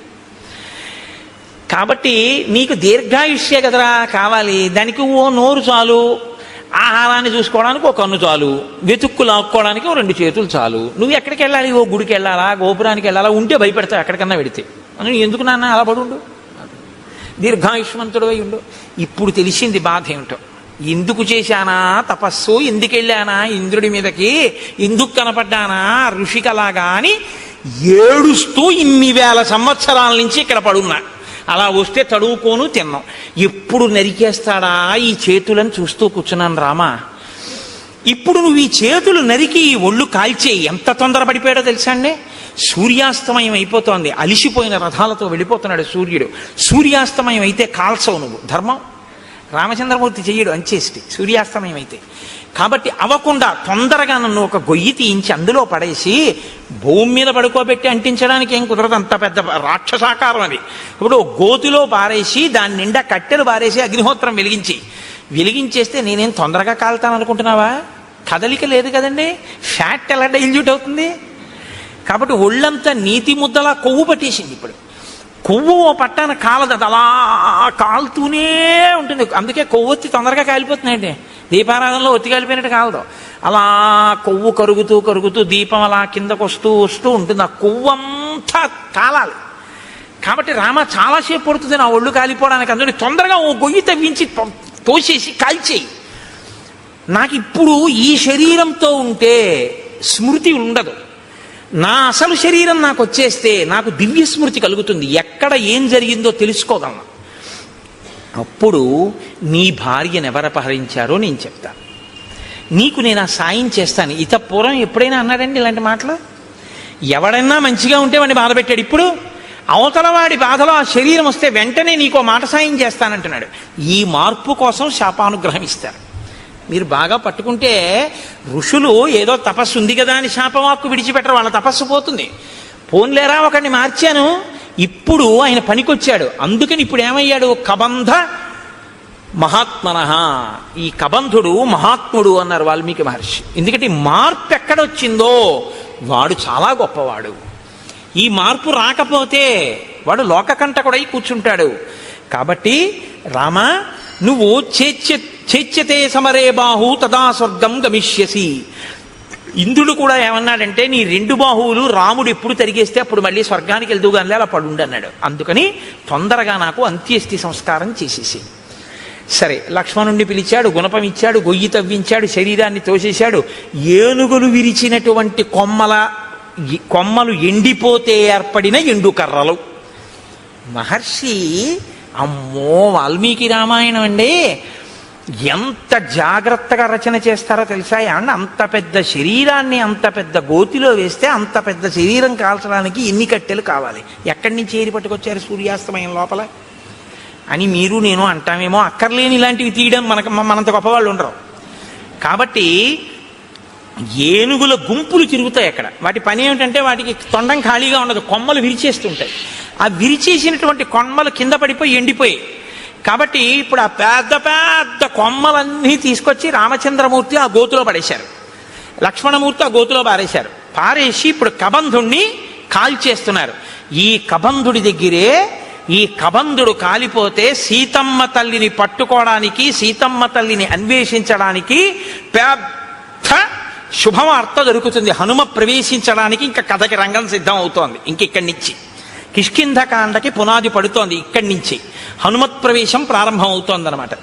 కాబట్టి ఇప్పుడు నాయన, నువ్వు నా శరీరాన్ని అంటించేయి. ఇప్పుడు ఆ ఏనుగులు విరిచేసినటువంటి ఎండిపోయిన కొమ్మలు తెచ్చి గోతిలో పడేసి అంటించేశారు ఆ శరీరాన్ని. అంటించేస్తే మెల్లమెల్లగా కాలింది అన్నారు. కొవ్వు పట్టి ఉంది కదండి. అప్పుడు కూడా హ్యూమన్ ఎనాటమీ బాగా తెలుసు అనమాట. అంటే కదలకుండా ఎక్కువ తినేస్తే కొవ్వు పట్టేస్తుంది. వాడు దీర్ఘాయుష్మంతుడు కాబట్టి హార్ట్ బ్లాక్ లేదు వాడికి. కాబట్టి ఆయనలోంచి ఇప్పుడు ఒక దివ్యమైనటువంటి స్వరూపం ఒకటి బయటికి వచ్చింది. తతశ్చితాయా వేగేన భాస్వరో విమలాంబర ఉత్పపాతాశు సంహృష్ట సర్వ ప్రత్యంగభూషణ విమానే భాస్వరే తిష్టన్ హంసయుక్తే యశస్కరే ప్రభయాచ మహాతేజ దిశో దశ విరాజయన్. దశ దిశలు వెలిగిపోయేటట్టుగా హంసలు పూంచినటువంటి రథం మీద తెల్లటి వస్త్రములు ధరించి అంగ ప్రత్యంగములన్నీ కూడా సువర్ణ మణిబయబోయినటువంటి భూషణముల చేత అలంకరింపబడినటువంటి వాడై వెలిగిపోతున్న పగిది ఒక్కసారి ఆ కబంధుడు మళ్ళీ పూర్వస్వరూపంతో ఆ రథంలో కూర్చుని కనపడ్డాడు. కనపడి ఒక్క క్షణం ఇలా కళ్ళు మూసుకుని ఆలోచించాడు. ఆలోచించి అన్నాడు, రామ, నేను ఆలోచించగా మీకు కలిగినటువంటి కష్టానికి ఒక విషయం అర్థమవుతోంది. దశాభాగగతో హీన తం హి రామ సలక్ష్మణ యత్కృతే వ్యసనం ప్రాప్తం త్వయా దార ప్రదర్శనం. మీరు దుర్దశ యొక్క ఫలితాన్ని అనుభవిస్తున్నారు. అందుకే భార్య దూరం అయిపోయింది. మీ ఇద్దరికి జాడ తెలియట్లేదు. ఎంత నడుస్తున్నారో కూడా తెలియనంత దూరం నడిచి కష్టపడి వెతుకుతున్నారు. ఇప్పుడు ఇలా వెతికి తిరిగి ప్రయోజనం లేదు. మీకు సాయం చెయ్యగలిగిన మిత్రుడు ఒకడు కావాలి. ఒక గొప్ప మిత్రుడు. ఆయన ఎటువంటి వాడై ఉండాలి? ఆయన ఈ లోకమంతా తిరిగిన వాడై ఉండాలి. ఈ భూమండలం అంతా తిరిగిన వాడైతే ఎక్కడెక్కడ ఏమున్నాయో తెలిసిన వాడై ఉంటాడు. ఎందుకని? రావణుడు అన్నది ఒక్కటే తెలుసు తప్ప అతను ఎక్కడుంటాడో ఏమిటో నాకు తెలియదు అంటున్నావుగా, జటాయువు చెప్పాడని. ఆ రావణుడు ఎవరో, ఎక్కడుంటాడో, ఎలా పరిపాలిస్తాడో, ఎంతమంది రాక్షసులు ఉంటారో ఇవన్నీ తెలియాలంటే ఈ భూమండలం అంతా తిరిగిన వాడై ఉండాలి, అన్నీ తెలుసున్నవాడై ఉండాలి. ఎందుకు తిరిగాడన్న కారణం వేరు. ఇంద్రుడిగానికి కిష్కింధకాండలో అలా తిరిగిన వాడు ఉన్నాడు రామ. ఆయన గురించి చెప్తాను, ఆయనతో స్నేహం చేసుకో. అటువంటి మిత్రుణ్ణి సంపాదించావా, ఆ మిత్రుడి వలన నీకు సీతమ్మ జాడ దొరుకుతుంది. కాబట్టి తదవశ్యంతయా కార్య స సుహృత్ సుహృదాంవర. ఓ మంచి హృదయం ఉన్నటువంటి రామ, నీకొక మంచి స్నేహితుడు కావాలి. అకృత్వాహినతే సిద్ధిం అహం పశ్యామి చింతయన్. నాకు ఆలోచిస్తే అది అనిపిస్తోంది. శ్రూయతాం రామ వక్ష్యామి సుగ్రీవో నామ వానర భ్రాతా నిరస్త క్రుద్ధేన వాలినా శక్రసూనునా ఋష్యమూకే గిరివరే పంపా పర్యంత శోభితే నివసత్యాత్మవాన్ వీర చతుర్భిః సహ వానరైః వానరేంద్రో మహావీర్య తేజోవానమిత ప్రభ సత్యసంధో వినీతశ్చ ధృతిమాన్ మతిమాన్ మహాన్ దక్ష ప్రగల్భోద్యుతిమాన్ మహాబల పరాక్రమ భ్రాత్రా నివాసితో రామ రాజ్యహేతోర్మహాబల స వృక్షరజస పుత్ర పంపామటతి శంకిత భాస్కరస్యౌరస పుత్రో వాలినా కృతకిల్బిష. సూర్యభగవానుడి యొక్క ఔరసపుత్రుడైనటువంటి సుగ్రీవుడనబడేటటువంటి ఒక వానర రాజు ఋష్యమూక పర్వత శిఖరముల మీద ఉన్నాడు. కారణాంతరముల చేత తన అన్నగారైనటువంటి వాలి చేత రాజ్యంలోంచి బయటికి వెళ్ళగొట్టబడ్డాడు. వెళ్ళగొట్టబడి నలుగురు వానరులు తన చుట్టూ సేవిస్తూ ఉండగా, అందులోనే ఉన్నారు హనుమ, నలుగురు వానరులు సేవిస్తుండగా సుగ్రీవుడు ఋష్యమూక పర్వతం మీద ఉన్నాడు. అపారమైన బలవంతుడు, ఈ భూమండలంలో ఎక్కడ ఏమున్నాయో అన్నీ తెలుసున్నవాడు. అతనితో నువ్వు అగ్నిసాక్షిగా స్నేహం చేసుకుంటే అతను దశ దిశలకి వానరములను పంపించి సీతమ్మ యొక్క జాడ కనిపెడతాడు. నువ్విలా తిరిగి తెలుసుకోక్కర్లేదు రామ. కాబట్టి ఇప్పుడు నీకు మిత్ర సహాయం అవసరమయ్యింది. అతను మహాబలపరాక్రమములు కలిగినటువంటి వాడు, గొప్ప వీర్యవంతుడు, వానరేంద్రుడు, తేజస్సున్నవాడు, సత్యసంధుడు, నీతి కలిగినటువంటి వాడు, పట్టుదల ఉన్నటువంటి వాడు, మంచి మతి కలిగినటువంటి వాడు, దక్షత కలిగినటువంటి వాడు, కాంతి కలిగినటువంటి వాడు. అటువంటి వాడితో నువ్వు స్నేహం చేసుకుంటే ఆయన నీ కార్యంలో సాయం చేస్తాడు. కాబట్టి ఆ వృక్షరజస్సు యొక్క కుమారుడైనటువంటి సుగ్రీవుడితో నువ్వు వెంటనే స్నేహం చేసుకోవడానికి ఋష్యమూక పర్వతానికి బయలుదేరు. ఆ ఋష్యమూక పర్వతం ఎక్కడుంది అంటావేమో, నీకు దారి చెప్తాను చూడు. రామాయణం ఎంత ఆప్యాయంగా ఉంటుందో తెలుసా అండి. హైదరాబాదు ఎప్పుడు ఆయన వెళ్ళలేదు.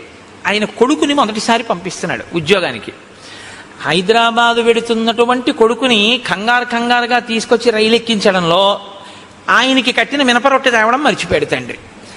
ఎప్పుడూ హైదరాబాదు వెళ్ళే అలవాటు ఉన్నటువంటి మేనమామ గారు వచ్చాడు స్టేషన్కి.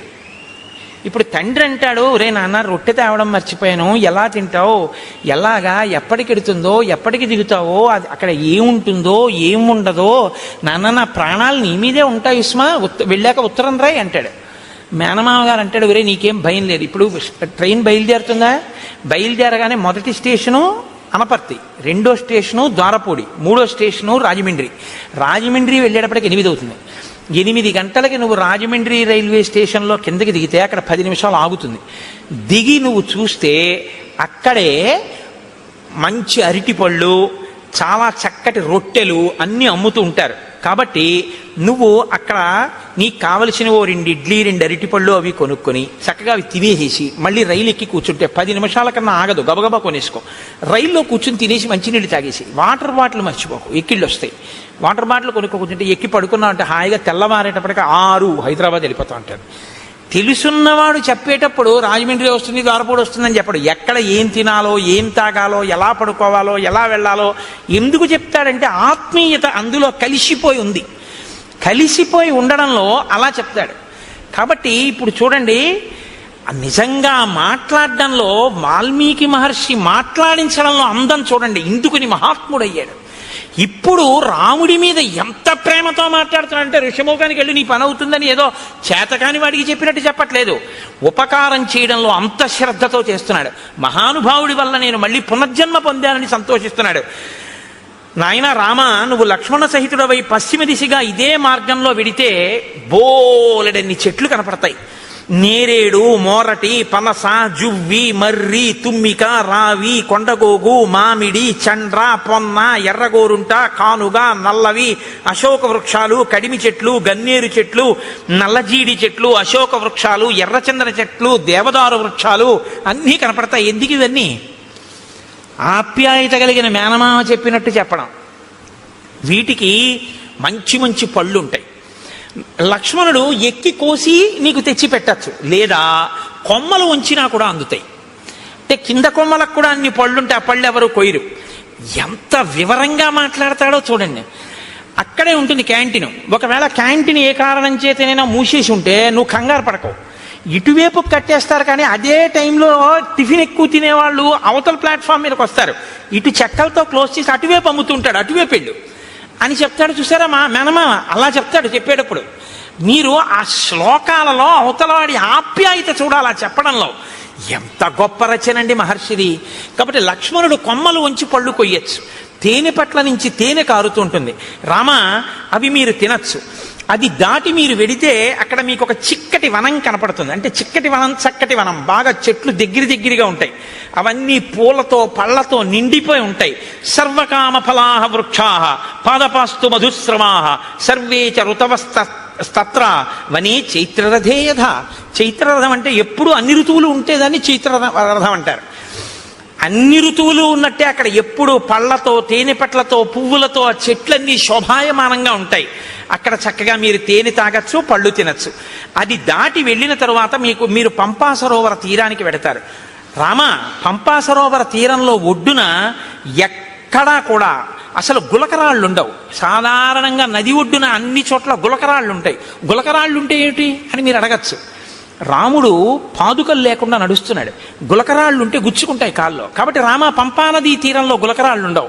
అంటే ఆయన కాళ్ళకి గుచ్చుకునేవి లేవు. ఎంత ప్రేమో చూడండి ఆ చెప్పడంలో. పంపానదీ తీరంలో గులకరాళ్ళు ఉండవు.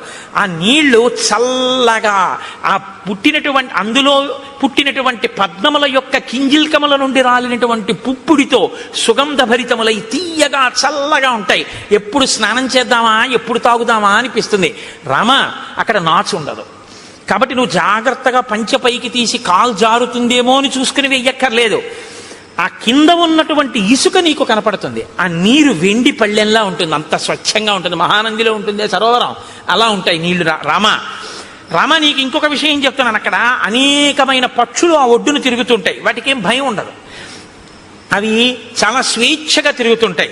అవి ఎంత రుచిగా ఉంటాయో తెలుసా రామ? ఘృతపిండోపమాన్ స్థూలాంతాన్ ద్విజాన్ భక్షయిష్యథ రోహితాన్ వక్రతుండాశ్చ నడమీనాంశ్చ రాఘవ.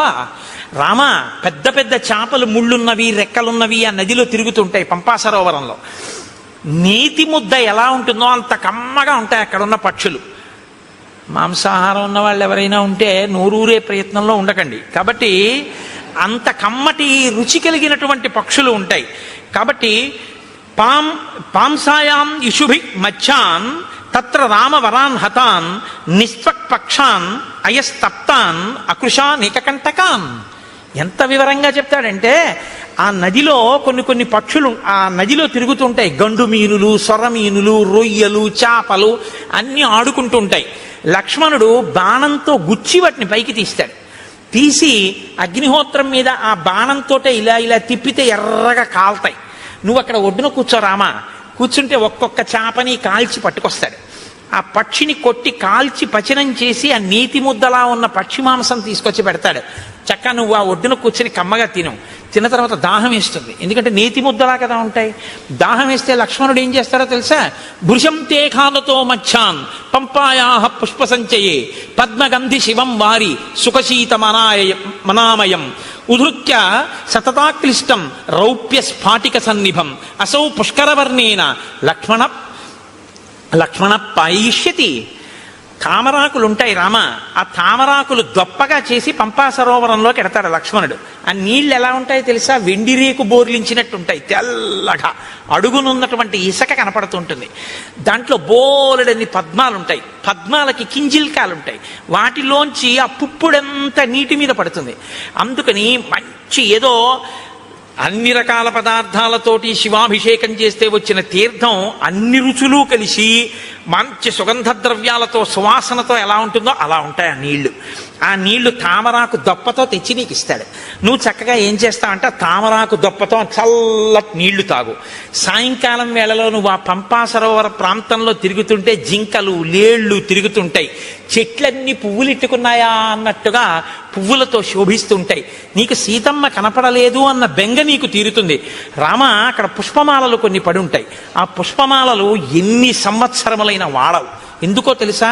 నతాని కశ్చిన్ మాల్యాని తత్రారోపయితా నరః నచ వై మ్లానతామ్యాంతి నచ శీర్యంతి రాఘవ. మతంగ మహర్షి యొక్క శిష్యులు గురువుగారికి సేవ చేయడం కోసమని అక్కడికి వచ్చి దర్భలవి సేకరిస్తున్నప్పుడు వాళ్ళ శరీరానికి కలిగినటువంటి శ్రమ వలన పుట్టినటువంటి స్వేద బిందువులు నేల మీద పడి పువ్వులై దండలయ్యాయి. ఆ దండలు ఎవరూ తీసి ధరించరు. వాళ్ళ ఆ శిష్యుల యొక్క చెమట పువ్వులైంది కాబట్టి ఆ పువ్వులు సూర్యరశ్మికి వాడవు. గాలికి ఒడిలిపోవు. అవి ఎన్ని సంవత్సరములైనా అలాగే ఉంటుంటాయి. ఆ మాలలు ఎవరు ధరించరు. నువ్వు అక్కడ మతంగ మహర్షి యొక్క ఆశ్రమం కనపడుతుంది. చాలా లోపలికి వెళ్ళడం చాలా కష్టం. గొన్నేనుగులు దాని చుట్టూ తిరుగుతూ ఉంటాయి. రామ అక్కడే శబరి ఉంది ఇప్పుడు ఆ ఆశ్రమంలో. తేషాం గతానాం ఆద్యాపి దృశ్యతే పరిచారిణి శ్రమణీ శబరీనామ కాకుత్స చిరంజీవిని త్వాంతు ధర్మే స్థితా నిత్యం సర్వభూత నమస్కృతం దృష్ట్వా దేవోపమం రామ స్వర్గలోకం గమిష్యతి. నువ్వొక్కసారి ఆ ఆశ్రమంలోకి వెళ్ళి శబరిని చూస్తే శబరి నిన్ను చూసిన తరువాత స్వర్గలోకానికి వెళ్ళిపోతుంది. నీకోసమే ఎదురు చూస్తోంది. రామ అక్కడ నుంచి కొంచెం ముందుకు వెడితే ఎప్పుడు ఏనుగులు తిరుగుతూ ఉంటాయి. ఆ ఏనుగులు తిరుగుతున్నటువంటి ప్రాంతానికి లోపలే మతంగ మహర్షి చేత నిర్మింపబడిన మతంగవనము అని ప్రసిద్ధికెక్కినటువంటి ఆశ్రమం ఉంది. అక్కడే పంపా సరోవరానికి తూర్పున ఋష్యమూకము అనేటటువంటి ఒక పెద్ద పర్వతం ఉంది. ఆ పర్వతం యొక్క గొప్పతనం ఏమిటో తెలుసా రామ? ఋష్యమూకశ్చ పంపాయా పురస్తాత్ పుష్పిత ద్రుమ సుదుఃఖారోహణో నామ శిశునాగాభిరక్షిత ఉదారో బ్రహ్మణా చైవ పూర్వకాలే వినిర్మిత శయాన పురుషో రామ తస్య శైలస్య మూర్ధని యత్ స్వప్నే లభతే విత్తం తత్ ప్రబుద్ధో దిగచ్చతి నత్వేనం విషమాచారః పాపకర్మాధిరోహతి యస్తుతం విషమాచారః పాపకర్మాధిరోహతి తత్రైవ ప్రహరంత్యేనం సుప్తమాదాయ రాక్షసాః తత్రాపి శిశునాగానాం ఆక్రంధ శ్రూయతే మహాన్ క్రీడతాం రామ పంపాయాం మతంగారణ్యవాసినాం. ఆ ఋష్యమూక పర్వత శిఖరములున్నాయే, ఆ శిఖరము పైకి ఎక్కడం చాలా చాలా కష్టం రామ. అందుకే ఆ శిఖరానికి పేరు ఏమని పిలుస్తారో తెలుసా? దాన్ని సుదుఃఖారోహణ శిఖరము అని పిలుస్తారు. ఎక్కడం చాలా కష్టం కాబట్టి ఆ శిఖరం మీదకి ఎవరూ ఎక్కలేరు. దాని చుట్టూ ఎప్పుడు గొన్నేనుగులు తిరుగుతుంటాయి, శిశునాగములు. కాబట్టి ఆ గొన్నేనుగులు గుంపులు గుంపులుగా తిరుగుతుంటాయి. పంపా సరోవరంలో నీళ్లు తాడి ఆడుకుంటుంటాయి. ఎవరైనా శిఖరం పైకెక్కి రాత్రి నిద్రపోయినప్పుడు వాళ్ళ కల్లో ఏం కనపడుతుందో అది వాళ్ళకి దొరుకుతుంది తెల్లవారేటప్పటికి. పాపాచారం కలిగిన వాళ్ళు ఋష్యమూక పర్వతం మీదకి ఎక్కి ఉండలేరు. ఒకవేళ ఉన్నా వాళ్ళకి నిద్ర పట్టగానే రాక్షసులు వచ్చి చంపేస్తారు. కాబట్టి ఏమర్థం అవుతోంది?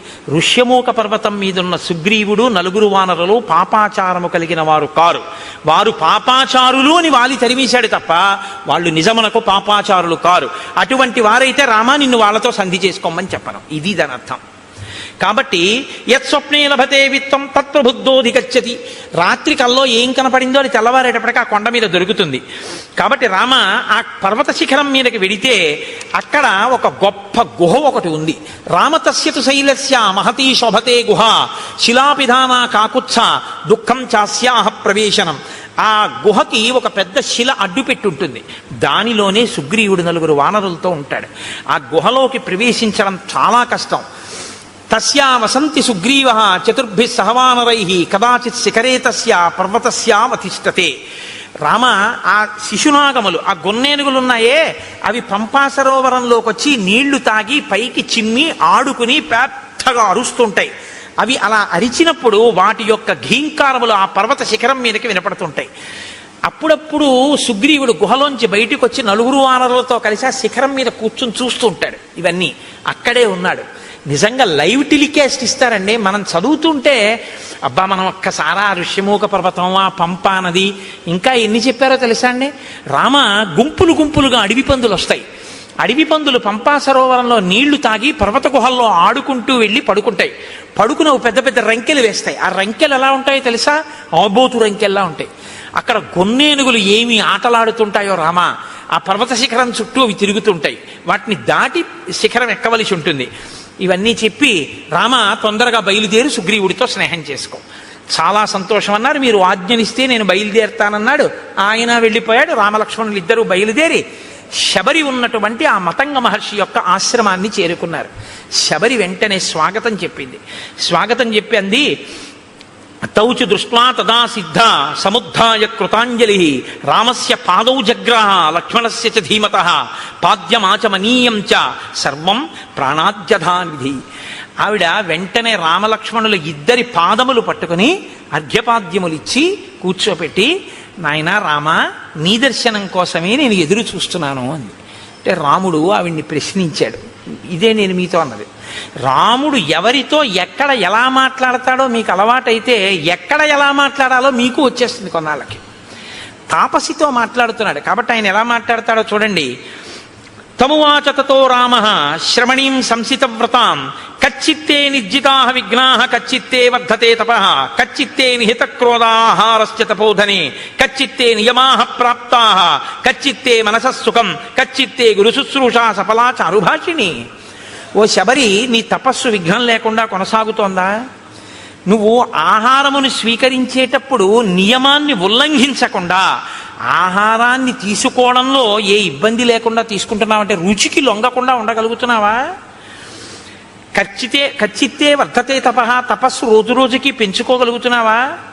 ప్రతిరోజు నియమాలు పాటిస్తున్నావా? నీ మనసు సుఖంగా ఉంటోందా? నీ గురు శుశ్రూష బాగా జరిగిందా? నాకు వాటి గురించి చెప్పు. ఎవరిని ఏవడగాలో అవి అడగాలి.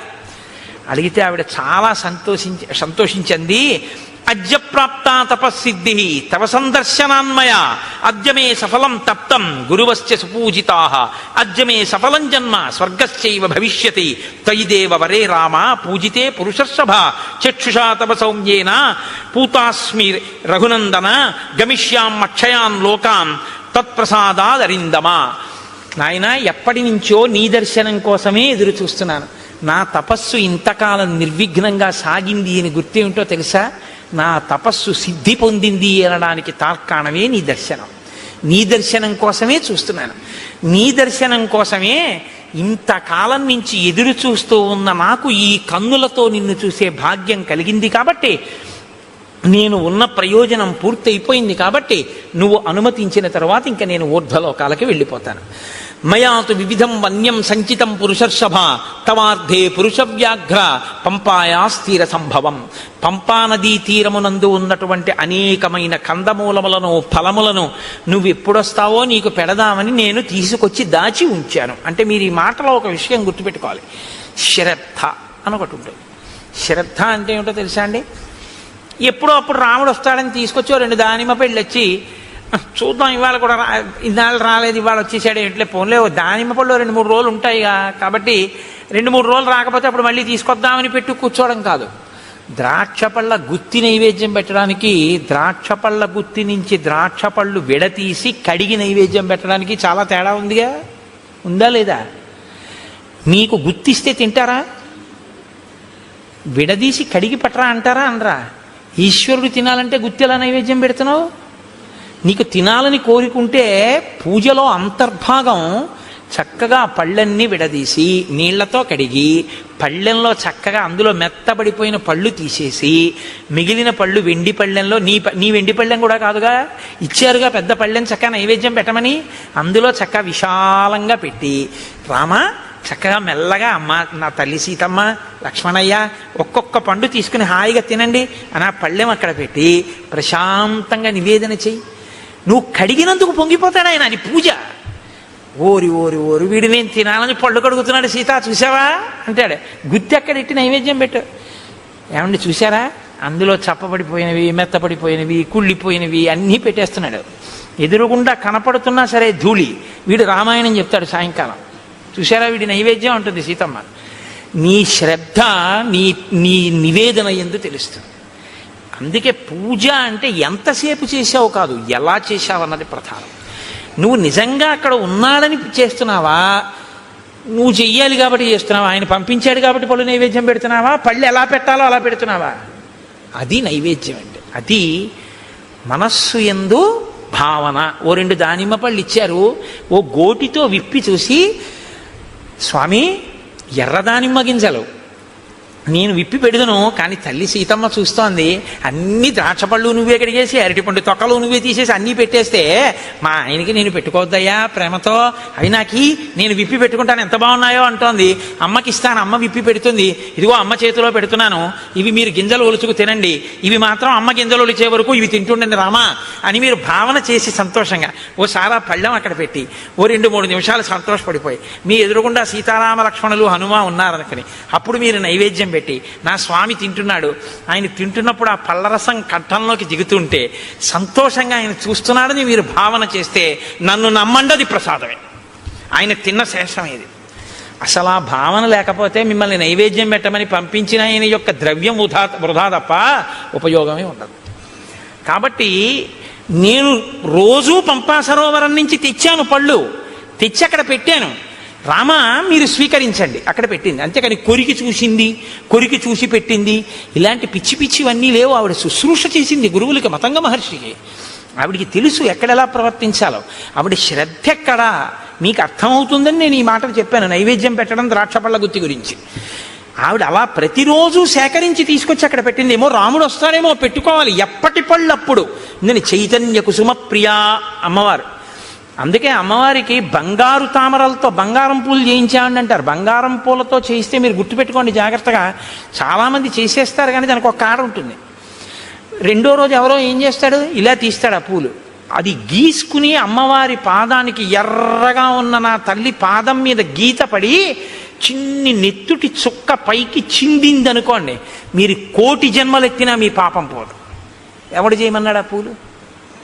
ఓ గడ్డి పువ్వు తెచ్చి అక్కడ పెట్టు చాలు. అందుకే ఆవిడ చెప్పింది చైతన్య కుసుమ ప్రియా, నేను చైతన్యం ఉన్న పువ్వుల్ని ఇష్టపడతాను అని చెప్పింది ఆవిడ. ఈ బంగారం పూలు వెండి పూలు తెచ్చేమని ఎవడో చెప్పలేదు, ఎవడో విర్రెక్కినవాడు మొదలెట్టాడు ఇవన్నీ. కాబట్టి అలాంటి పిచ్చి పనులు అనవసరం. చైతన్య కుసుమాలు ప్రకృతిలో వచ్చాయి, వాటితో చేస్తే చాలు. అందుకే ఏ ఋతు పుష్పములను ఆ ఋతువునందు పూజ చేస్తే ఈశ్వరుడు ప్రీతి చెందుతాడు. అసాధారణమైనవి తెచ్చే ప్రయత్నం చేయకూడదు. అక్కడ నీకు లభ్యమయ్యే వాటితో చేస్తేనే ఈశ్వరుడు సంతోషిస్తాడు ఎప్పుడు. శ్రద్ధ. కాబట్టి శబరి వాటినన్నింటినీ అక్కడ పెట్టింది.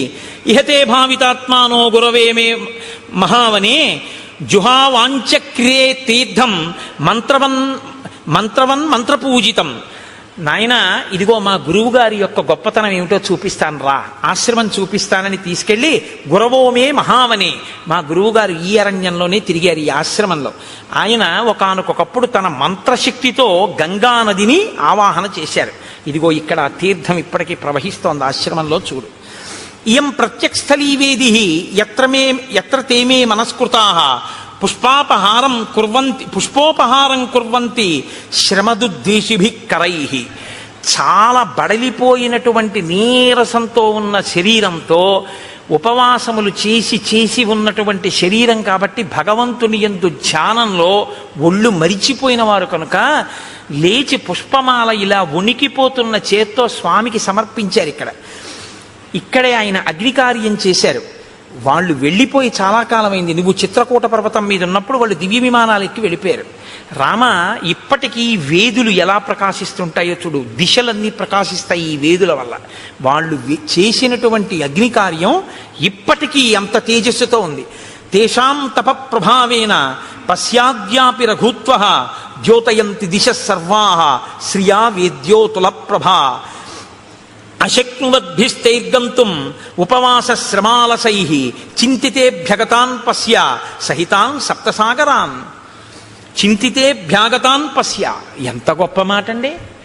ఆయనట అక్కడ కూర్చుని తపస్సు చేసి హోమం చేసి సాయంకాలం సంధ్యావందనం వేళవుతోంది, లేచి వెళ్ళాలి అనుకున్నారట. కానీ అశక్నువద్భిస్తైర్గంతుం, లేచి వెళ్ళడానికి ఓపిక లేదు, ఇంకా నీరసంగా ఉంది శరీరం.